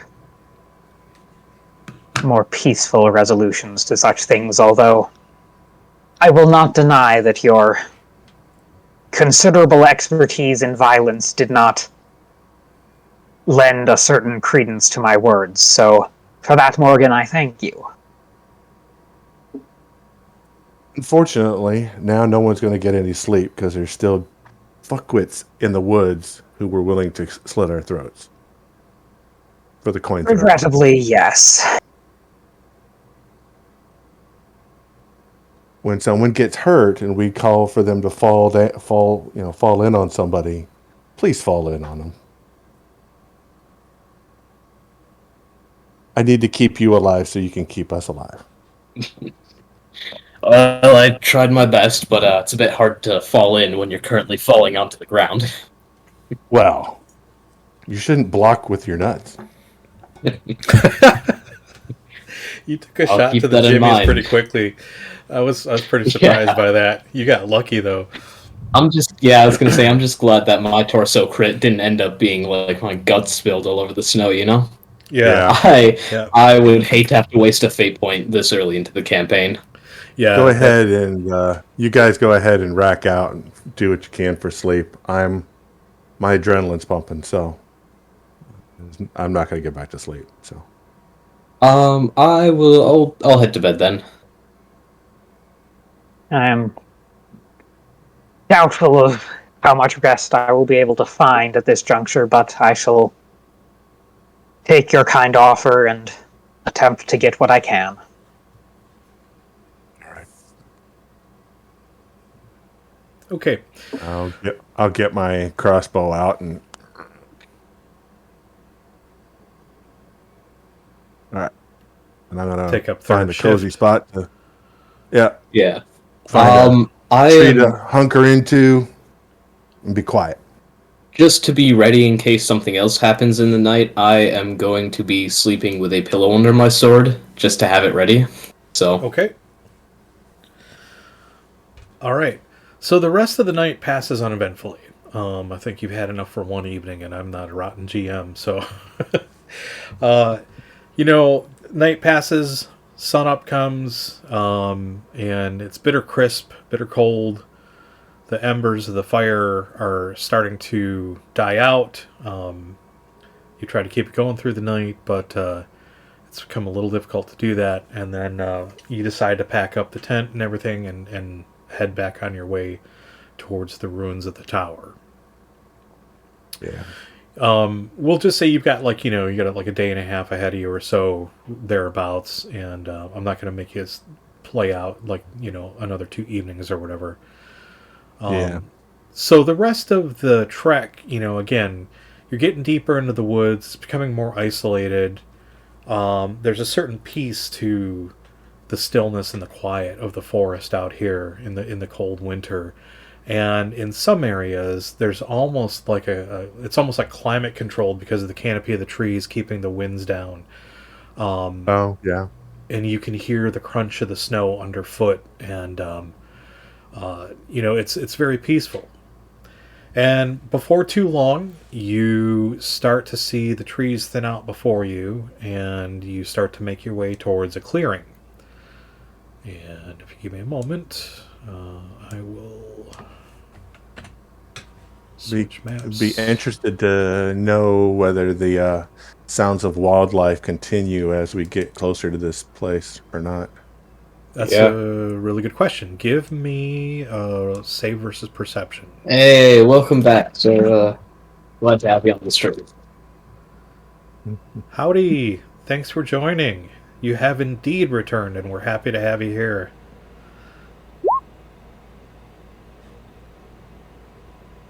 So 14. Okay.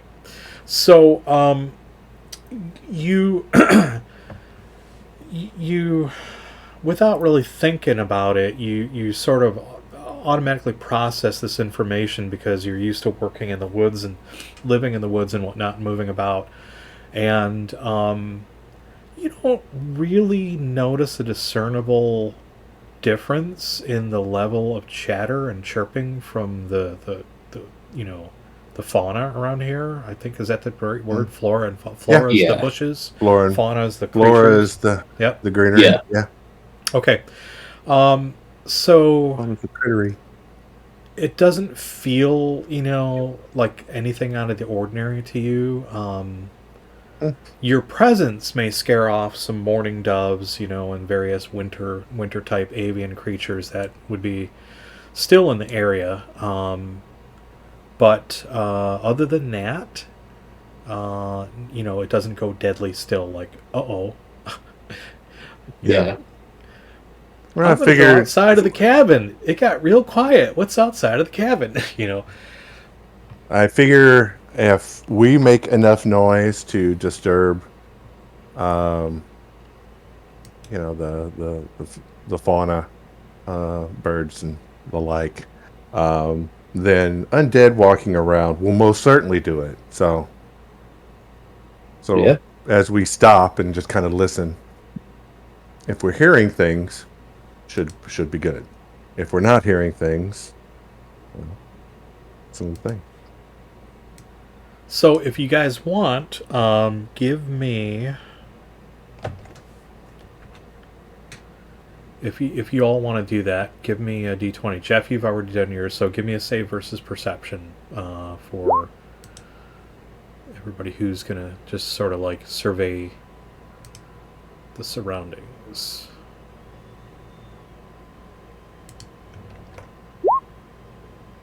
Ooh. Not with my penalty, I won't. You should add that on there in the roll. Yeah.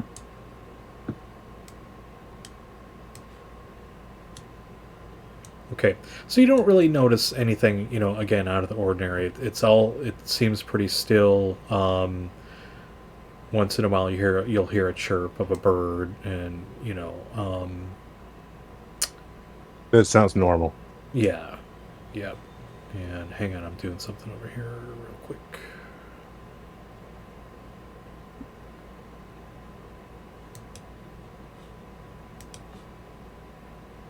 Give me just a moment, and I'll get this all set up for you guys.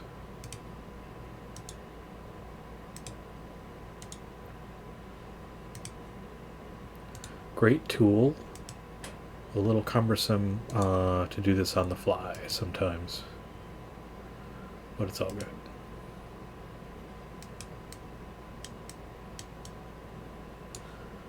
Okay, so let's see. You spent the night in the woods, traveled another day and a half roughly, so let's call it evening. So by the time you get to this clearing, night has fallen, and I will change maps here to show you what you see.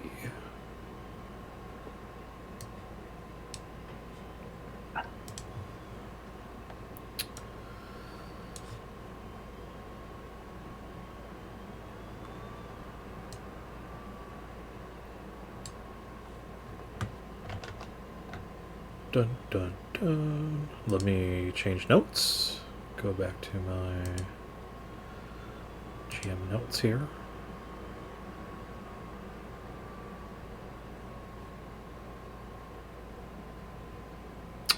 Okay, so where are we coming in? North, south, east, west? Where are we dropping in at here? You are coming in. Okay, you came in from northwest, so you're heading southeast. So you'd be coming in around.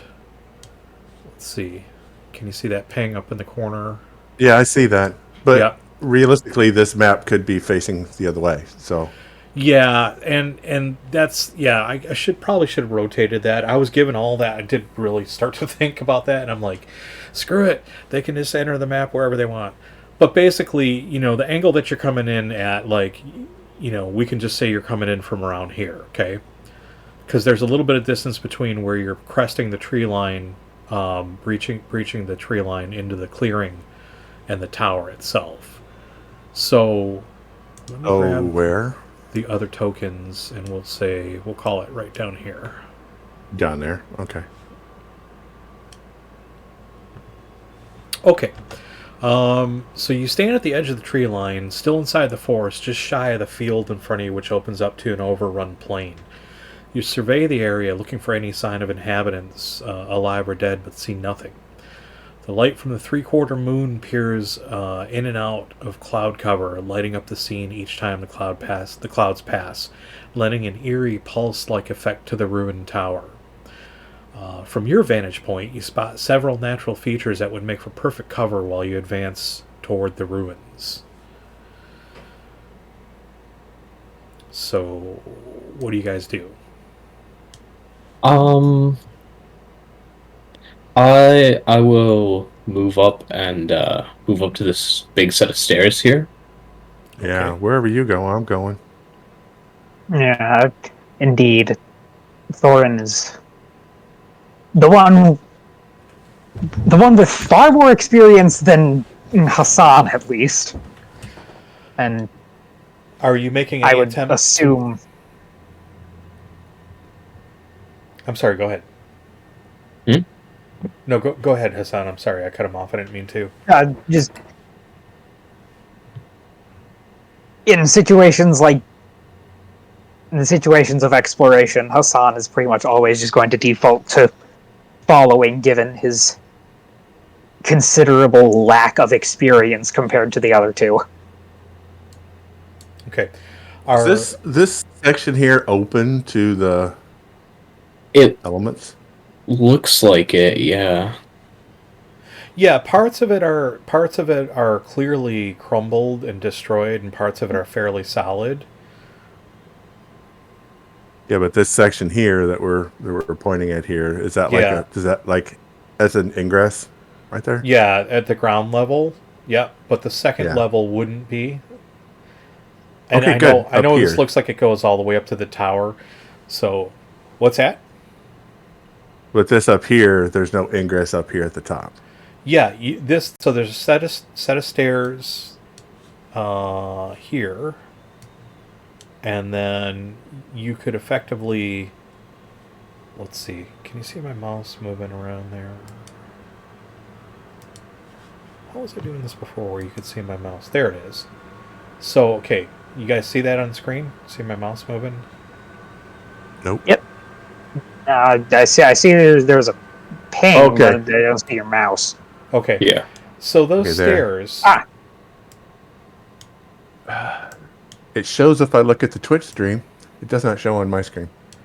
So Well. this landing, you go up the stairs to this landing, and then there's a doorway, there's an arch, but you haven't gotten there yet. So what I was going to ask is, are any of you attempting to move stealthily, or are you just crunching out on the snow and just doing your thing?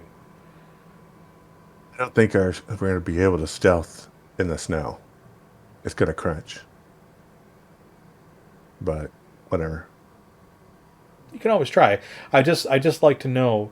That way I've got a feel for everybody's sort of default intentions and how they're carrying themselves through their character, because it helps me sort of like whether or not certain situations are going to impact or have an impact on you or not.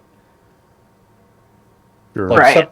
some people that play say, I'm always sneaking around. It's like, okay, well, you're slowing the party down by half if you're always sneaking around. So this is why I just want to make sure. So just make sure you guys declare your actions, declare your intentions. Okay. Sure. So you make That's your fine. way to the stairs. We're just moving up. Sure. You make your way to the stairs, and as you crunch across the snow, across the plain here, and take the first few steps onto the iced-over cobbles, you hear the sound of wood breaking from high above the tower. And each of you look up, and you see the big shadow of this winged creature take off, flying towards what you assume is the direction of the swamps. And it looks to be like a night heron, a big, like crane-like bird with a fat body and a long neck and a curved beak and giant wings. Take off, slow and lumbering from the top of the tower.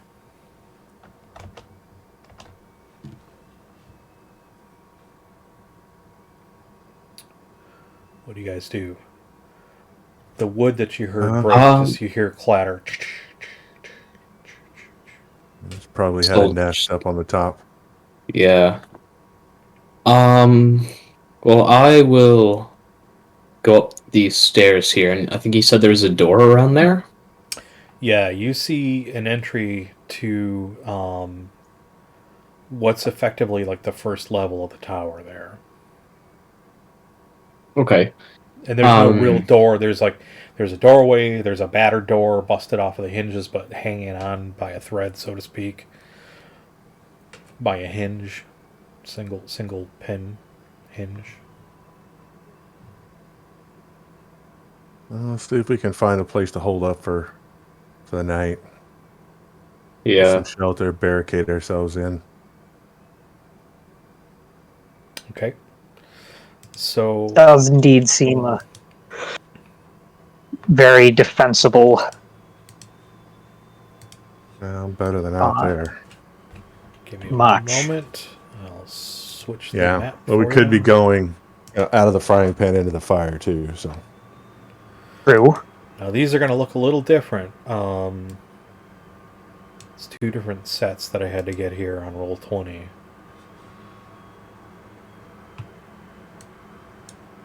So what is missing here, and I'll explain this to you guys in just a second, is this entryway. See that ping? That's where you would. That's where you would be coming in. The landing would be out here, but again, this is a different map, so it doesn't have the. we'll the say that outside. the four rocks down there is where it's crumbled. And there's like a exactly. open hole Yeah, I over was there. trying to replicate the outside of it as much as possible. Oh, that works. Without like killing myself over it. So I'm gonna move the characters in here. Hassan, and then who's out there? Jeff, you're out there already. Morgan's out there. So Yeah. Thorin, you're here. Something like that. Okay. Yeah. And I we got 2 of them in there. yeah. Okay. I'm sorry. I keep grabbing the tokens because, like, I'm not sure if you guys want me to just set you up where you are or if you're good with doing that yourselves. Either way, you can just tell me piss off. Piss off, Dante. Back off. We'll move our tokens. Well, how's your vision, Thorn? I would assume fairly well in here. I have dark vision. Yeah, I'm just. So- Do you see anything? Well, what do I see? Well, let's take a look. Not a whole lot, apparently. I see a whole lot of gray-looking stuff. They might be rocks.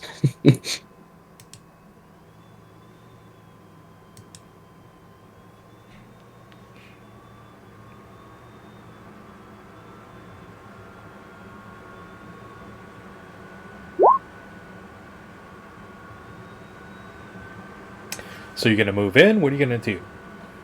Yeah. I don't know. I rolled I'll a move 11. I'll move into there. So the floor, Am I supposed to be not able to see anything at all? Well, it's 3/4 moon, so we should have. And it some- is nighttime, so we have Because I'm just looking at a pitch black screen on Roll20 right now. Your character, you're human. You should have very limited vision, but you should be able to see. Let me see what I've got you set up for. Complete and total darkness is what it looks like. It shouldn't be, but let's take a look. Oh, look at that. You had vision turned off. Amazing. would you look at that? And then let's go. Let's give you. This should be. Come on. There we go. Did that work? Okay, there we go. Yeah, now I've got a little aura of light that I can see in. That's much better. And then Son. how's your Do me a character favor. looks like it's set up, Jeff. So you should be able to see as well. Yeah, I can see. Hassan, Excuse the lantern on my back here. Could you get that started while I cover you? Of course. Thank you. I kind of like turn. It's like right there.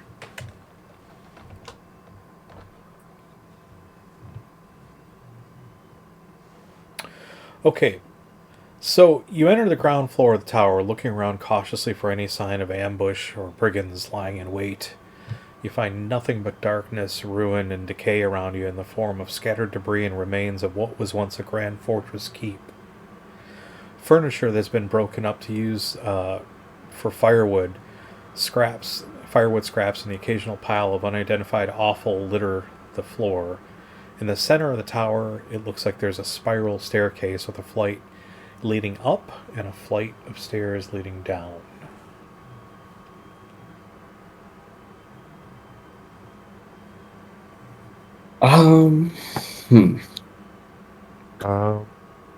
What do you Go say? Up or down first?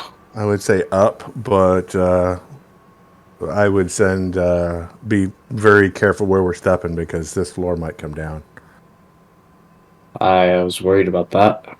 I'm pretty heavy, and you look like you could be pretty heavy too. Hassan, you're fairly small.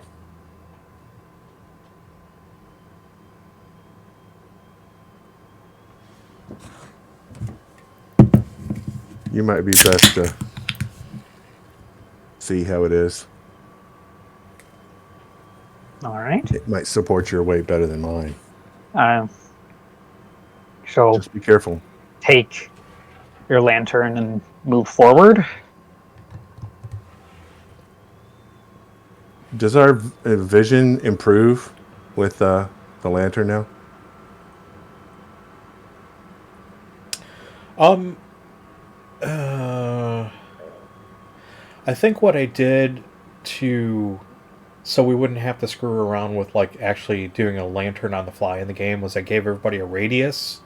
So your token has a radius that represents that basically. Does that make sense? Okay. And Yeah. a lantern's only going to have like a certain radius as well. So I tried to adjust these to the average. One of the things we ran into in the one-off that we did before Christmas was I used a really severe method of what they call dynamic lighting in Roll20, and it had hampered a lot of the play. So I just instead of limiting the vision in front of you like a normal human would have a certain field of vision, I made it like 360-degree field for the tokens, just to make the gameplay a little easier. Sure. That's nice. Yeah. Well, I know you two were bitching about it mainly, so I changed it so that we wouldn't have that come up in the post game, post mortem. All right, what do you guys do? I'm just letting Hassan do a little scouting up Yeah. above. I'll go up with him. I'll stay here on the ground. I think it's best to not split the party at a time like this, especially with whatever that thing was that flew up there. Oh, it was just a heron. It's a bird that lives in the swamps. It's a water. Oh, okay, heron. I couldn't understand what he said when he'd said it, so I was like, all right, whatever. I'll figure it out later. Yeah, it's just a waterfowl. Yeah. It's a bird. Oh, I know what a heron is. I just didn't hear that. I couldn't figure out what he said, so. Thorin, give me a D20. Give me a save versus perception.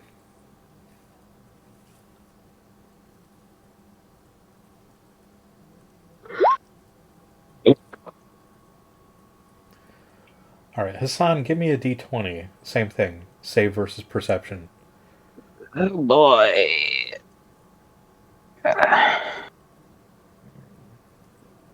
Excuse me. Okay, well, it's that's minus good. 2 is still 15. Yeah, Yeah. that's super good.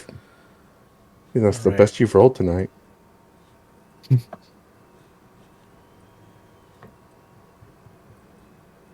I'm gonna hope that this works because this is a thing that I read about before. We're gonna switch maps because you're going up to the second floor here. Okay.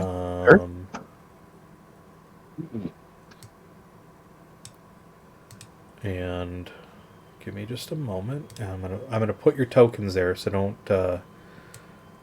don't move them quite yet.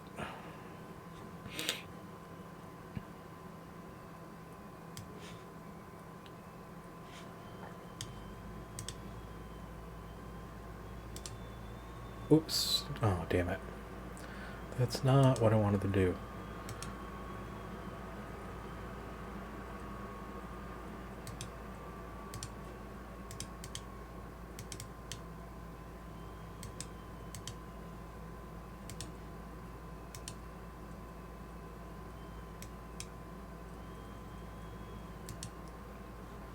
Okay, one moment. Here we go.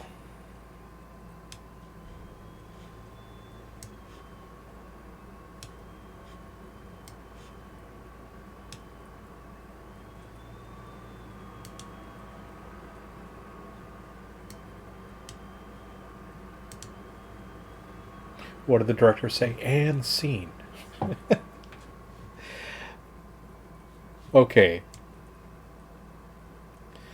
So you creep cautiously up the stairs, and you get to the landing here, Thorin. You're going. Oh, was now this you're- the Yeah, landing? now you're going back. Now you're Oh, going back okay. down. So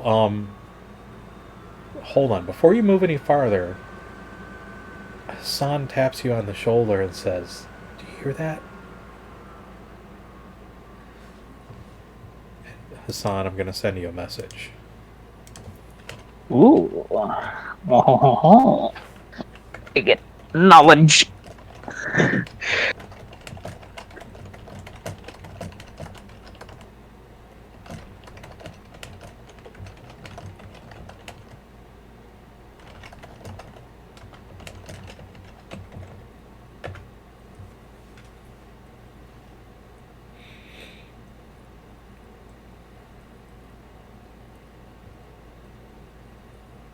Master Greyflame, I do not mean to alarm you, but I don't believe we are alone. Should have suspected that. What do you think? What are your mystical senses telling you? Nothing so dramatic, but it sounds as though there are several somethings up in this part of the tower that are sleeping quite noisily, but not, well, clearly not not that noisily if you didn't hear them, but I digress. So give me another. I do not believe we are alone. Give me another save versus perception, Thorin, and add like a. Could I add any bonus? Yeah, add Plus like one? a plus. Yeah. On top of your other bonuses. Getting bad luck with the dice tonight. Your saves are failing miserably. So you're straining your ears to hear, but you're not quite picking up on it. Maybe it's because you're a little bit lower in the stairway. You weren't. You were over here initially, and Hassan was up here. All right, what do you do? Is anybody going to go back down and alert Morgan?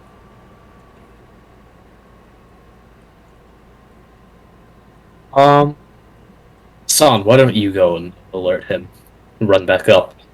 If something happens, I'd rather have somebody who's more open to fighting. Just to be at the ready. So,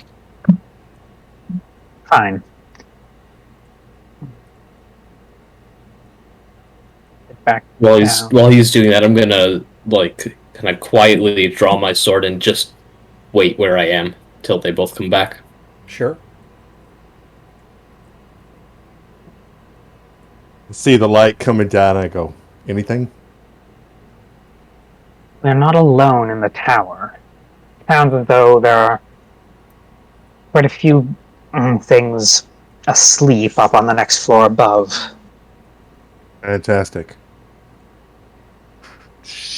Ding. Start going up the stairs. Keep the light up. There's no need for that. Okay. Go ahead and move your move your token in here, Jeff. Yeah. On the stairway there. Gryphon, does your character still does your token still have vision? Yeah. Yeah, now I can still see. Okay, good. What I was worried about, what I said earlier, was like there's a certain way you have to turn vision on so that it saves from screen to screen, because if you drag a token onto another map, that token is a new instance and it may not have the vision. So, okay. All right. So you're all at the top of the stairs. Hassan shared the news that he's hearing the sounds. And I guess, Morgan, while you're here, give me a save versus perception as well. See if you hear it as well. Sure. Just make sure he's not under some sort of spell influence or anything. Oh, yeah. You totally make it. So you tune in, you listen really carefully, and you can hear it too. And it's clearly the sound of, coming from several directions, the sound of snoring. So, at least right now, it would seem that you've got the drop on whatever these things are. And How does this floor seem? How does the floor seem? It seems, well, you've got a dwarf with you. Why don't we ask the dwarf? How does the floor seem in terms of stability? In terms of Of like falling through to below, kind of. I will That use. thing we were worried about.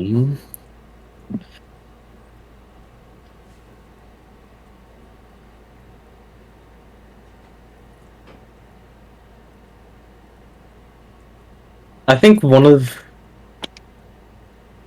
I'm not sure if one of my skills in here is written wrong. It's detect unsafe passages. Is that normally detect unsafe stonework? It's akin to that. It's not the D&D skill, Okay. but it's akin to the same sort of thing. Like Okay, I just wanted to make sure because I've used that for this before, but I wasn't sure if that was like just passages or whatever. I'll do that to see if that's maybe that's not the right one. Maybe But- structure.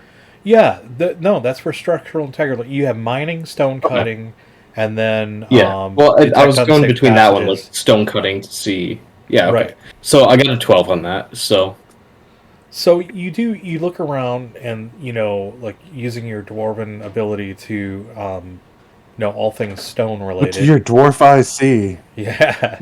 rocks, lots of that. It seems like the floor around you is fairly stable. There are some cracks in it, but they don't appear to be to the point where you determine that it wouldn't be structurally, unsafe to pass over them or around them.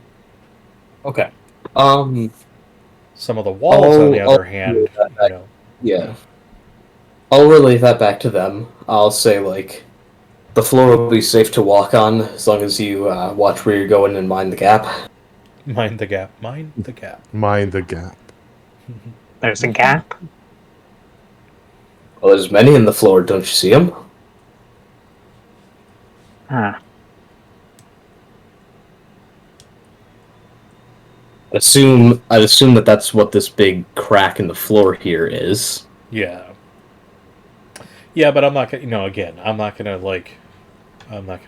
kill you guys. Not yet, anyway. I won't TPK you. How very reassuring. I'll PPK. At least not in session. Yeah, no, not in session 2. We'll wait till session 3 to do that. Okay, so what do you guys do?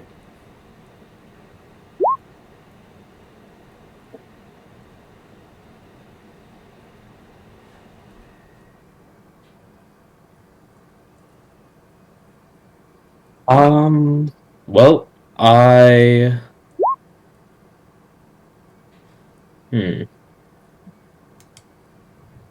Suppose we should find whatever is sleeping up here, and then, probably try not to wake them up in the process. Indeed. So I am going to use stealth, and I'm going to try and sneak my way over to this room here. Or to this section here. Okay. Got a 51. And I need, I don't know what I need. Let me look that up. I need a 75. Yeah, it should be pretty high. And then there are other things that could affect it, like are you walking on broken glass, but I'm not gonna, again, I won't. Yeah. I won't push it. There is a lot of debris on the floor. This isn't Die Hard. Yeah. Yeah. There's a That's lot of debris, and you're very careful about how you maneuver around. And then, okay, you're making your way over there. Mm-hmm. Okay, so as you round the corner, and again, you've got infravision because you're a dwarf. You can see up to 30 feet in the dark. You detect a humanoid image, a humanoid shape on this piss-stained, broken down makeshift mattress here, knocked out cold, stinking of alcohol. And give me a save versus perception to see if it catches your eye right away.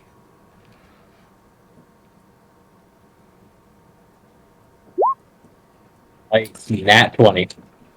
So you fight really hard to suppress a deep, hearty laugh as you notice this person in this bed, covered in grease paint, painted themselves up to look like none other than a skeleton.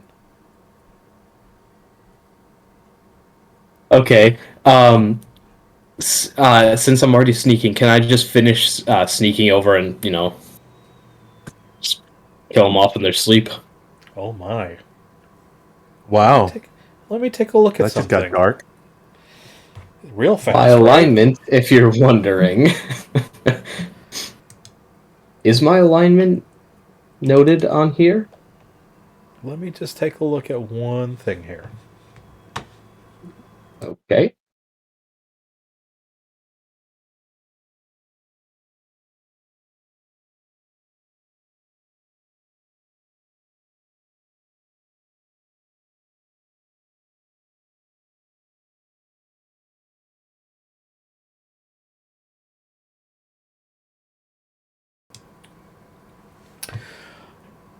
I have your original character sheet, and I have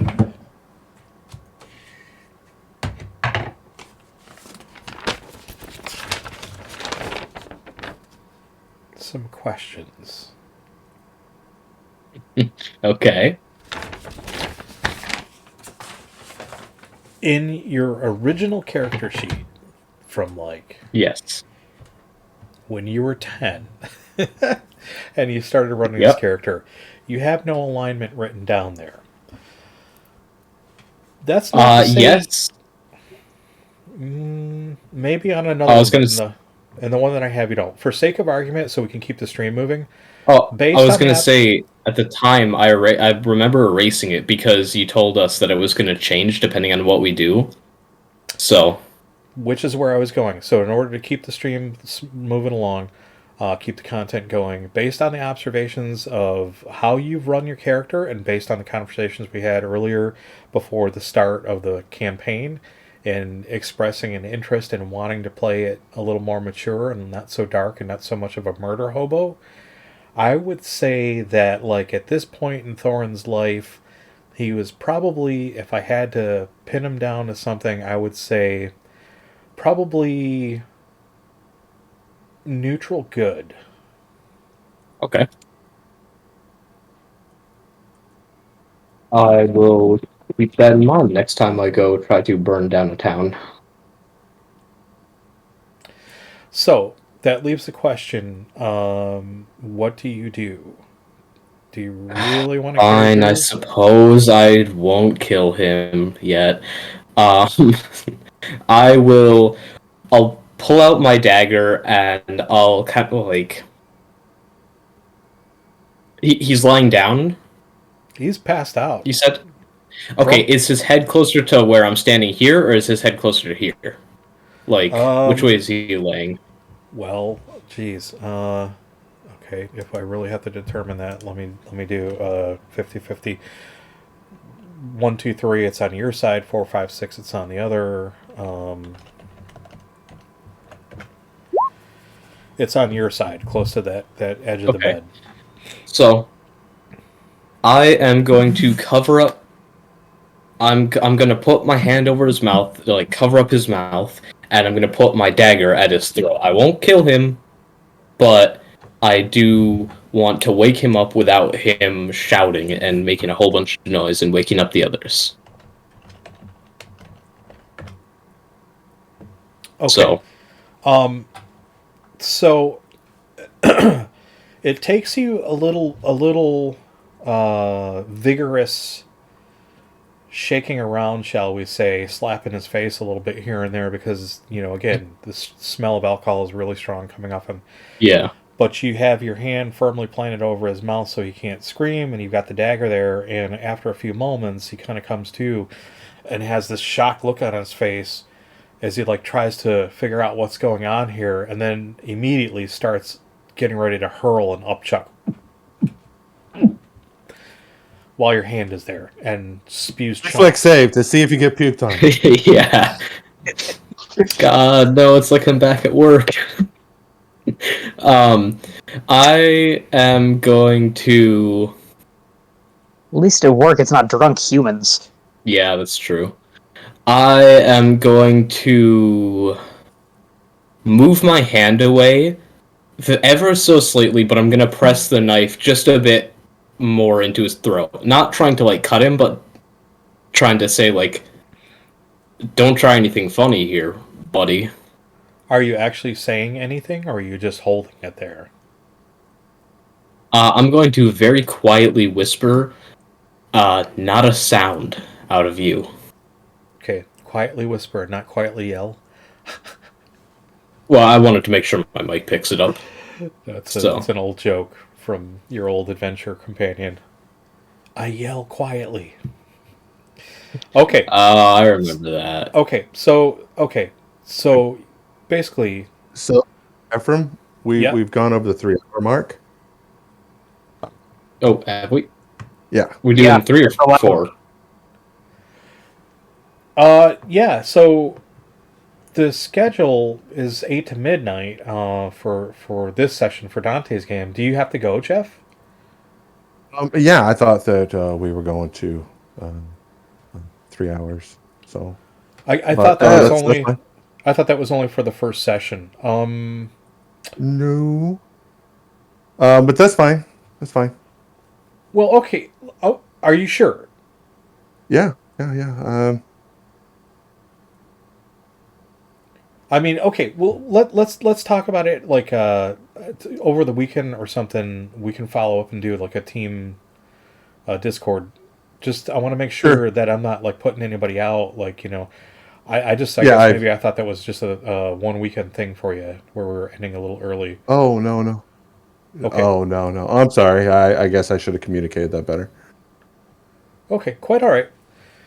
Okay, so Thorin, so you got your dagger to his throat. You tell him, don't make a sound. Let me roll and see if he is going to acquiesce to that or if he's going to be stupid. Nat 20, so he nods in total agreement very vigorously, very enthusiastically. Like, Roll a Constitution check to see if the nodding makes him throw up. Well, he already did throw up all over your hand. Oh, he already did. Oh, Yeah. Well, I said I moved my hand away. Oh, okay. Well, Yeah, because that's why I said not make a reflex. Oh, So I yeah, give me a save versus Dex and see if you actually pulled your hand away fast enough. This is so funny and so terrible. I gotta find my dex now. 9. So Fun. you got a handful of puke. All right. All right, I'm going to wipe it off all over his face just to get it off my hand. All right. Okay. We get the point. All right. So you've got him there at night point. He's not moving. He's a puppet. Whatever you say. What are the rest of you doing? Can we see what's going on? Yeah, I was gonna say can we see what's going on from where we are and how? Not from that vantage point, but like if you creep in there, you could see probably what's happening, get the gist of it. But from that corner of that stair, Can we roll for stealth as well?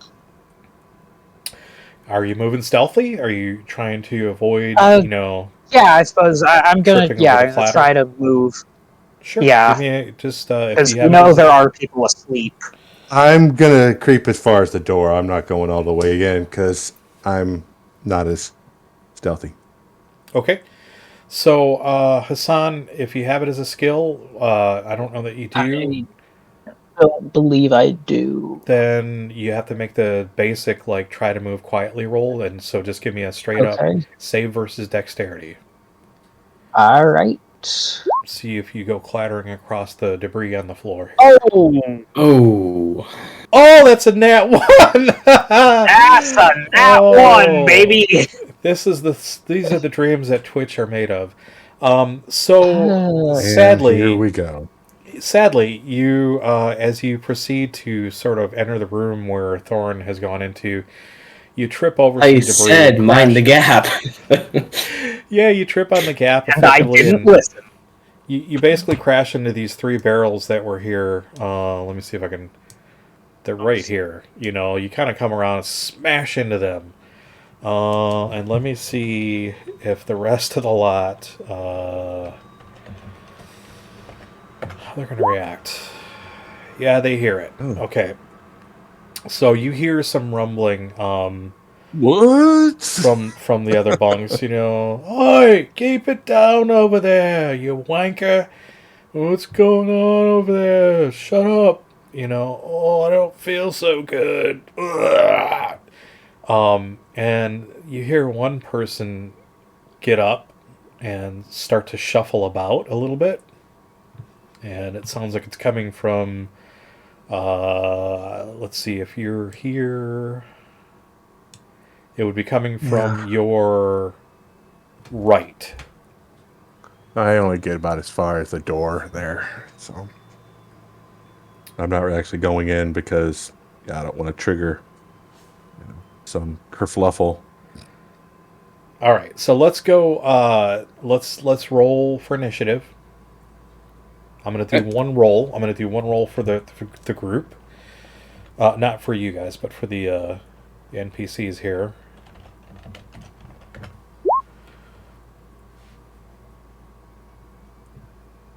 Did you get the initiative roll that I just sent through? Yes. Okay. Yep. Mine is still giving me that weird, no attribute was found for @selected initiative bonus, so Yeah. I don't know if that went through or not. So it's going to be Gryphon, Morgan, the NPCs, and then Thorin. Okay? Yay. All right. Or at least for now, as far as you know, that's what we know. Okay. So Gryphon, what do you do? Where do you go? So I've just come up into this room and tripped and made a dreadful clattering. I'm going to step further into the room towards where I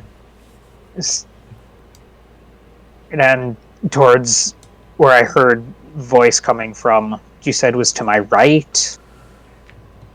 Yes. Yeah. So I'm going to move further into the room there, holding up the lantern to see if I can anyone, and so calling out, Okay. Thorin, what does it seem we have found? We seem to have found a whole... Wait, it's not your turn. It's Morgan, you're up. What do you do? I'm following the guy with my lantern. He's got the light, so I can't stay behind too far. If he goes, I gotta go. So yeah, I've got a sword out. So if anybody comes around, I'll just hold my action. I can't see on the map. Okay. Is your map in darkness? Total darkness, or? No, it's just I moved it. I just had to kind of futz around. I cheated and looked on Twitch. Okay. Because we can fix that. We probably should fix that so you can see. So you're following. Then I'm gonna move your token over here. You're following Hassan. Yeah. Okay. So that's about where you would be if you were following him, because Thorin is the one that's over there in the bed. Oh, okay. Yeah, I'm just following the guy who has my lantern, got my sword out, and I'm going to hold an action in case if anybody comes under range and surprises us, they're going to get stuck. But otherwise. So it's NPC's turn.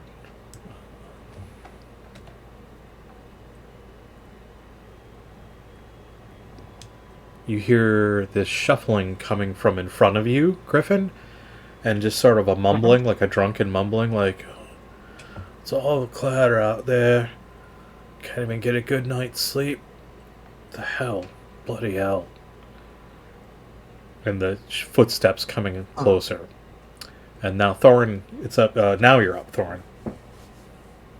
Alright. I am going to... I'm going to keep holding my knife at this guy's throat, and I'm going to tell him... Give a shout to your friends out there. Tell them that you just took a bit of a fall where you were trying to piss. Get him to go back to bed. We don't need any more trouble tonight. And he nods at And, you. okay. He nods, his hands are up in there, and he says, "Sorry, just took a bad tumble trying to take a piss. It's alright, go back to bed." Let's see if he will listen to it. Actually, we will come all the way back around. Gryphon, what do? You hear Thorin say that, or you hear that other person say that from where Thorin is. I'm going to take the hint that maybe there's a plan here and step back again towards the where I came and try desperately to not screw up so royally on being loud or being quiet this time. So basically, you're going to hold. Should I make action, another or you're roll? gonna- Yeah. Okay, and then Morgan. Follow him, doing the same thing. Just basically trying to follow the guy with the light. All right. And I'll hold action. If anybody comes out, they're gonna have a bad night. Okay. Then the NPC. Let's see. Will he heed his mate's call? Okay. So he thinks it's a good idea just to go back to bed. He rolled a 19. So he has no Okay. problems. All right. Right then. So he goes he goes back to, "Oh, it's the wrong trousers." Not that kind of orc. He goes back to bed. The crackers. And you just hear some creaking of like his makeshift pallet that he's sleeping on, as he settles back in, and followed by what you think is the sound of like urinating coming from that room. You don't really want to know. Nope. We'll see you, Sarah. Thanks for dropping in. See ya. It's good seeing Thanks you. for dropping in. Appreciate it. Yeah. Okay, so you have a rare opportunity here. You basically, you've got the drop on this entire room. You've got one of these NPCs at knife point. What are you going to do here? I am going to I'm going to whisper and ask him to quietly tell me how many of his other friends and people there are in this tower here, in this building. He says, "It's me and 4 others." Hmm. He whispers it to you. "It's me and 4 of us." Yeah.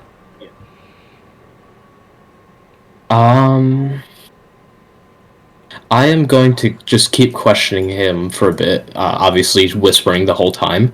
So I'm going to ask, what are you guys doing here? He says, "We was just having a lark." He says, we got drunk. We had this idea. We could make a bit of coin if we just scared people, We don't even have weapons on us. I swear we don't, Gov. He's like, "You can search me. You can." He says, "We just thought we might be able to scare people. What with this being an old abandoned tower? Thought they might think we was skeletons. Thought it was kind of funny." I'm gonna look around. Do I see any weapons? Is he telling the truth? You don't see any immediately, but I mean, are you gonna search around under the pallet, under the bed that he's sleeping in? No, I'm gonna keep holding him. I will kind of like. I'm going to yell quietly, I'm gonna kind of whisper out into the hallway, like Hassan, Morgan, come search around this room for weapons. Do it quietly.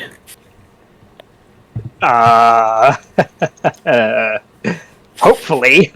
Yeah. And then you just hear this voice say, Watch out for them barrels. Yeah. You fucker. I like this guy. Let's bring him along. Yeah, I'll move closer so I can kind of see if someone comes towards us, and I just kind of cover the hall entry area. Let Hassan do the looking. Okay. So, Like, that's a bad idea, but... I don't know that you're crappy at perception. You're not I was thinking perceptive. more about the fact that I rolled a nat 1 on trying to be quiet, but, you know, that too. Yeah, well, Speaking of, should I re-roll for attempting to sneak around here?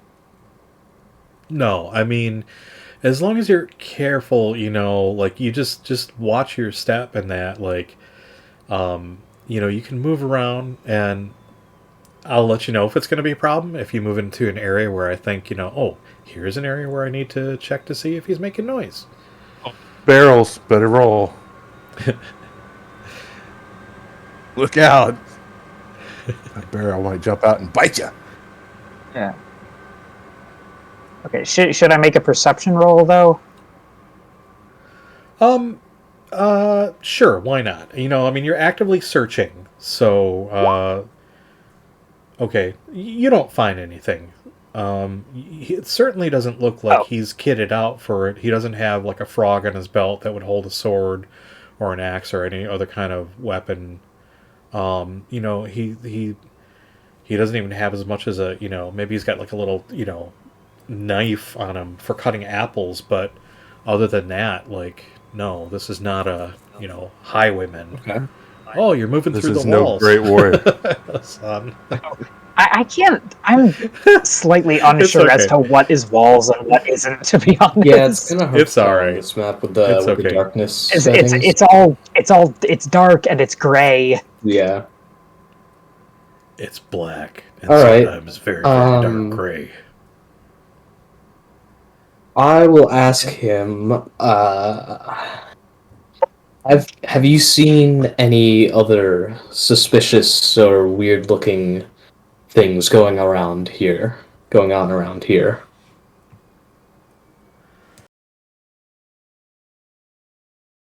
Sorry, I had to cough. He says,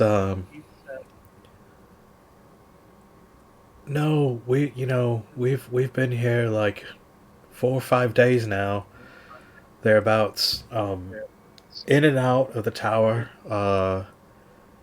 mostly just to keep in from the cold, you know, but I don't really understand what you're asking.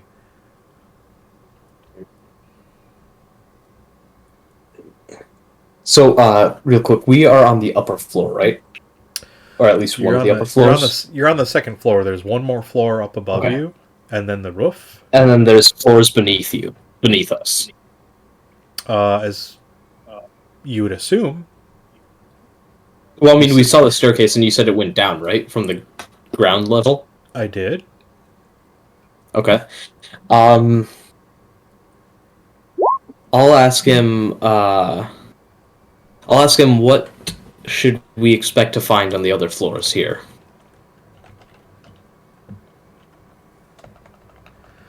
He says, well, I'm a bit embarrassed to say this, but none of us really wanted to go downstairs, you know, a bit afraid, hate to say it. We really weren't all that interested in it, quite frankly. There's not much upstairs other than, like, more debris. And the roof, you know, roof's got roof rot. None of us really wanted to climb out there. So, this is it, pretty much.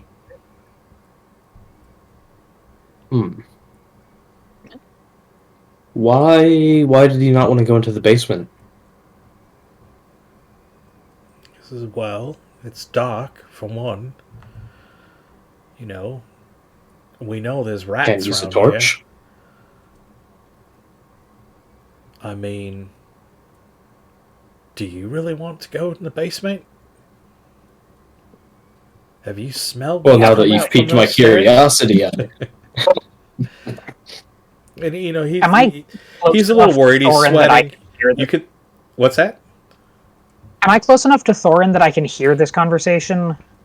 You went into the room to look around for weapons, right? Yeah. I mean, I assume you're still. I'm going to move your token back in here into this corner inside of the room here. Okay. You know, so yeah, clearly, and this guy, you know, clearly he's nervous. He's sweating. He's starting to sweat off his makeup, and he says, you know, he's getting a little antsy. He says, "Look, you know, like I said, we just did this for a lark. We didn't mean to harm anybody. You know, we got some spirits, and we got a little drunk, and we passed out here, and thought it'd be funny, and you know, we'll move on in a day or two, and that's the plan, Governor. I promise." What's your name? He says, "My name's Billy." Well, Billy, I'm gonna kind of punch him on the top of the head. Not like super hard, like I'm trying to hurt him, just like a you stupid kind of thing, you know. So I'm gonna whack him on the top of the head and just say, "Go grab your mates. Go on, run back to Fallshire. And when you get there, let's see, go around, go apologize for scaring people, give back what you've taken, the petty coins and whatever. God, I can't talk for some reason. Whatever other stuff you've taken, run and hand it back to them. And don't do this again. You hear me? Because it could have gone a lot worse for you." So like he It hangs almost very much did. he hangs his head. He hangs his head in embarrassment, sort of like one does when they're trying to comfort themselves. He you know, scratches the back of his head and says, "Look, we're terrible as robbers, and to be honest with you, we never even got any coin from anyone." He goes, and that's the God's honest truth. He said, "My mates will turn their pockets inside out." He says, you know, which is why we hold up here, just to get drunk and move on. He says, "But I'll gather them up. We'll clear out of here. We won't bother nobody no more with this skeleton nonsense. You know, I'm sorry. Hey, good lad. Scared anybody." And he goes, "Is it okay if I Word go travels. go?" I'll say, word travels fast. You're just lucky you didn't have the Order of Light come and knocking, thinking it's some real undead scare. And then I'll kind of like slap him on the back and I'll say, "Go on, get out of here." All right, so he bolts out, and he basically like goes to wake up his mates, and they sort of like, you know, like he gets one, and then they both come out, and they get, you know, then there's a third one that joins them, and they see Morgan standing there at the front of the room, this mountain of a man with, you know, with a weapon out, and he's going like, yeah, all and, grim and looking. and you know, so like they kind of don't want to walk up to you, like let's see, move them over here into the light, and then one of them gets volunteered to go get the other guy, and so then they I love both how come one out. of them gets volunteered. Yeah. You know, and then this guy, this bloke comes out, and clearly he's terrified, and they're all, you know, scrawny, you know, they're just basically, you know, they're wannabe robbers, and this guy comes out and basically soils himself at the sight of Morgan standing there with his sword, you know, at the ready, and he says, "Well, I never signed up for this," you know, and he's like, "Well, we got a chance to get out of here," so they basically they split, they flee the scene, you know, and they're apologizing profusely, terribly sorry, you know, and so they bolt. All right. I'm going to get these tokens out of the way. And I'm not sure what you told him, but that was pretty funny. So yeah, I basically did the same thing as the last group of robbers that we met. Just kind of hit him on the head, said, "Don't do that again. Go back, apologize for what you did, and just don't do it." It's a good thing you didn't ask him for his full name because there was a little bit of a joke there too with his full name. Yeah. But so yeah, so you all get a chuckle out of this, you know. So let's see, what time is it? It's about 11:30, going on about 11:30. Yeah. So you know, This is a good place good to stop, stopping point. you know, and we could just do a real quick sort of like post Good game call. and see how things are going, and then we can let Jeff skedaddle so he can go do his thing. Yeah. I didn't. I never even thought about it. It was like 3 hours. Good to Well, go. it's okay. That might actually work out a little bit better. I'm just a junkie for this stuff. I could go to midnight. I could go to Yeah. 1. Deacon knows. I've started streaming other nights of the week. You started streaming at midnight and gone on later. Yeah. When I got bored a couple days during the week. But so before we do that, just give me one real quick second here. Thank you everybody for tuning in. Stick around for a little while. We're gonna do a little bit of a post-mortem on this and talk about highlights and lowlights of the game, but we do appreciate you tuning in and we appreciate your support. You can check us out at the following socials here in the chat. We're on Twitter, we're on Facebook, we're on Discord, we're on YouTube, and I've got to update our chat bot to include the link to our YouTube. We don't have a vanity URL, so it's kind of a mess, kind of a hot mess. And then as far as like It's so vain. and then I'll bet you think this song is about you. As far as when we stream every Friday and Saturday from 8 p.m. to 10 p.m. Central, and then every other Friday from 8 p.m. to midnight, which may soon change now from 8 p.m. to 11 Central. And that's when we play Dante's game, every other Friday. So have a look at our About page. We'll have the schedule there. It's a little confusing. It might not make a whole lot of sense. I'm going to see if I can pull up this screen here. So this is before I started thinking this through, and it doesn't really make sense, but you can see it says first and third Fridays of the month, Dante's game. Of course, that went to hell when I got into month number 2 and 3, and the whole schedule shifted forward because of the way that calendars are set up.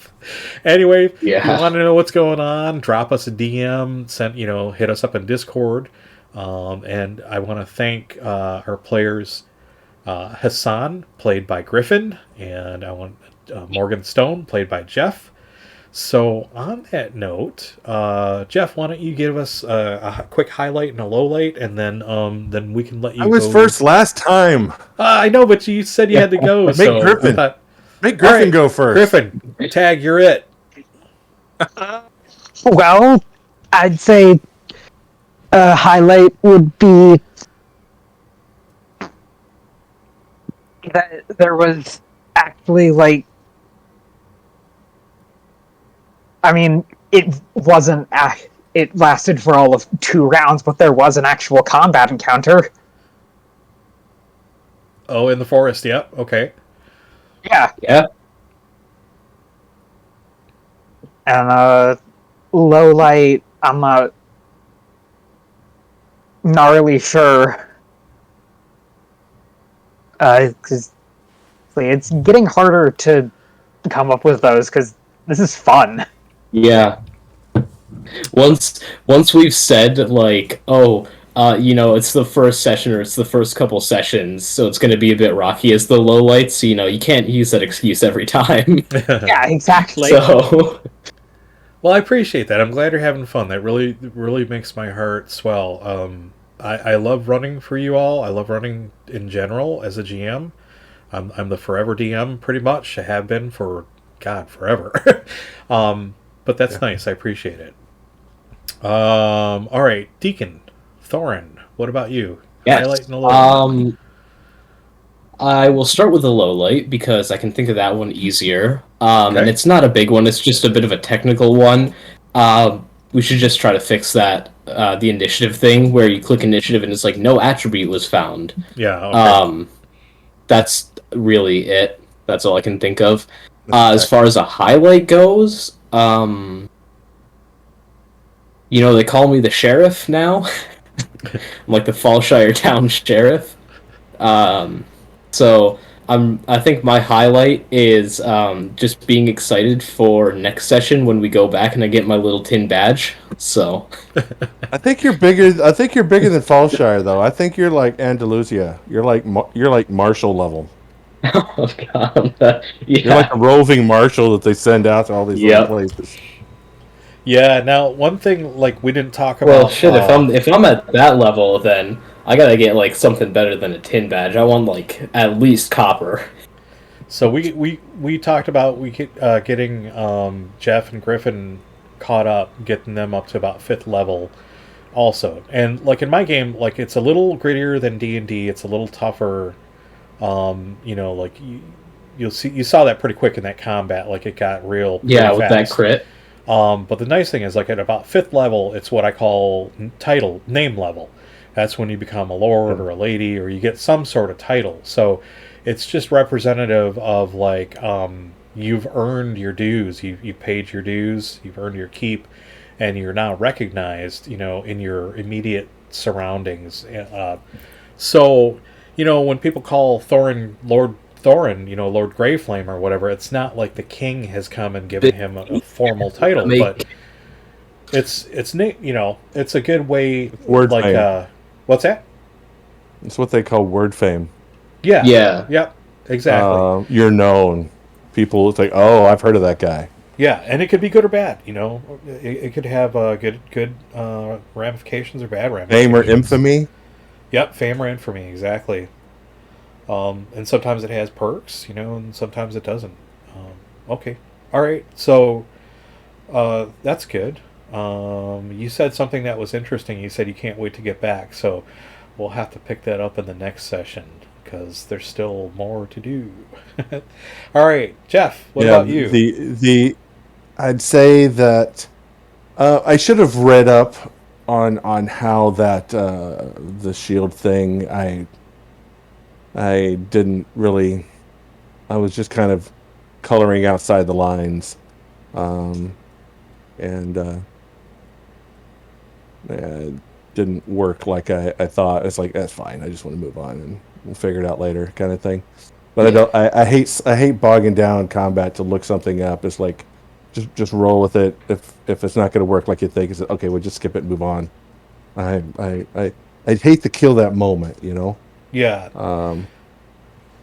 So we can talk about that offline too, because again, like I am not the Iron Fist, GM Fiat GM.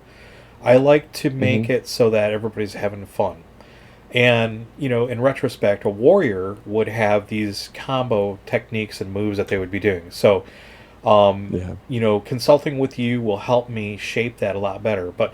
If you get a chance between now and the next session, which will be, if you're out there watching on Twitch, it'll be 2 weeks on a Friday, same time, 8 p.m. Central, here on this station. We can talk about it between sessions and then figure out how to make that a little more realistic and enjoyable so that it flows better. Sure. But also go into Roll20 and take a look at the combat rules, because there are things that a lot of our I'm looking players, at it right now. A lot of our players haven't even used a lot of stuff like dodge and parry and all that. And shield bash is kind of cool because we did have people level 1 and 2. It's like basically a 1 attack per round, and then like at a certain level you get 2 attacks per round, and then that's when you can sort of like I'm doing this with my left hand because I'm left-handed. I'm swinging with my sword, and I'm also gonna smash with my shield or swing and block, and that's where combat really starts to get interesting, and it moves a lot faster because. A warrior, that's what you're trained to do, and everybody has that like sort of preconceived notion. Oh, send the meat shield in. Well, you do that, shit's gonna get real fast, because you're trained to fight. Yeah. So I don't want to hobble you in any way, shape or form. Okay, no, so what about a highlight? Highlight. I think it was funny that. When we got they snuck up on us in the wood, And Hassan did the oratory. Says, "You Yeah. don't want to do this. No blood needs to be shed. All the things." And I'm going, I could do a little more. Fucking says me. Bring him some cleaning supplies. You guys, Jeff may be the only one that may have seen that movie. Yeah. Condescend to me. Condescend me. Yeah. So, but it was pretty funny. Well, that's good. I appreciate it. I really appreciate all the feedback. That's fantastic. That helps me. What about yourself? What are high points and low points from your perspective? Okay, so the low point for me, I had a couple moments of panic because we moved so fast on the first session, and kind of we did the same thing here, and I'm getting the feel of DMing on Roll20, which as a medium for this content is challenging because I want to fill up a 4-hour window, which now may be easier if we're going to go to three hours. But the challenge in that is, like, sometimes I just can't write enough fluff, and I don't want to because then it becomes monologue. Yeah. And you're sitting there while I'm reading and reading. And, you know, I'm sure you noticed I write a lot of detail in, and again, going back to the first session, the reason I do that is everything you need to know is in the details. So I'm not going to overdo it where, like, if I say, oh, God, I need another hour of content, I'm not just going to write fluff. I'll have to go back and rethink, what can I put in here? What can I do for encounters? And the encounters, you know, are not always going to be like, you get jumped, they pull out the weapons, they try to rob you, you get into a fight. You know, I want to do different things that, like, sometimes are comical, like running into this would-be band of, you know, skeletal warriors who, for a lark, went out, got drunk, painted themselves up as skeletons, and were haranguing people, you know, just to get a little bit of coin. Because it's just offbeat, and you know, not everything has to be confrontational to the point where you're killing everything. Because we talked about that, not being murder hobos. We talked about that in session 0 and even before that. So, for me, the low light was hitting that head on. Like, I've got, you know, I looked at the clock and it was 9:25, and I go, oh my God, I still have all that time to fill, and they're just marching through this. You're already in the tower. You're already going through this. That wasn't supposed to happen until the next session. Well, just describe on the fly. You don't have to have flavor text to do it. You know, you can describe each room as you get there, and you know it's.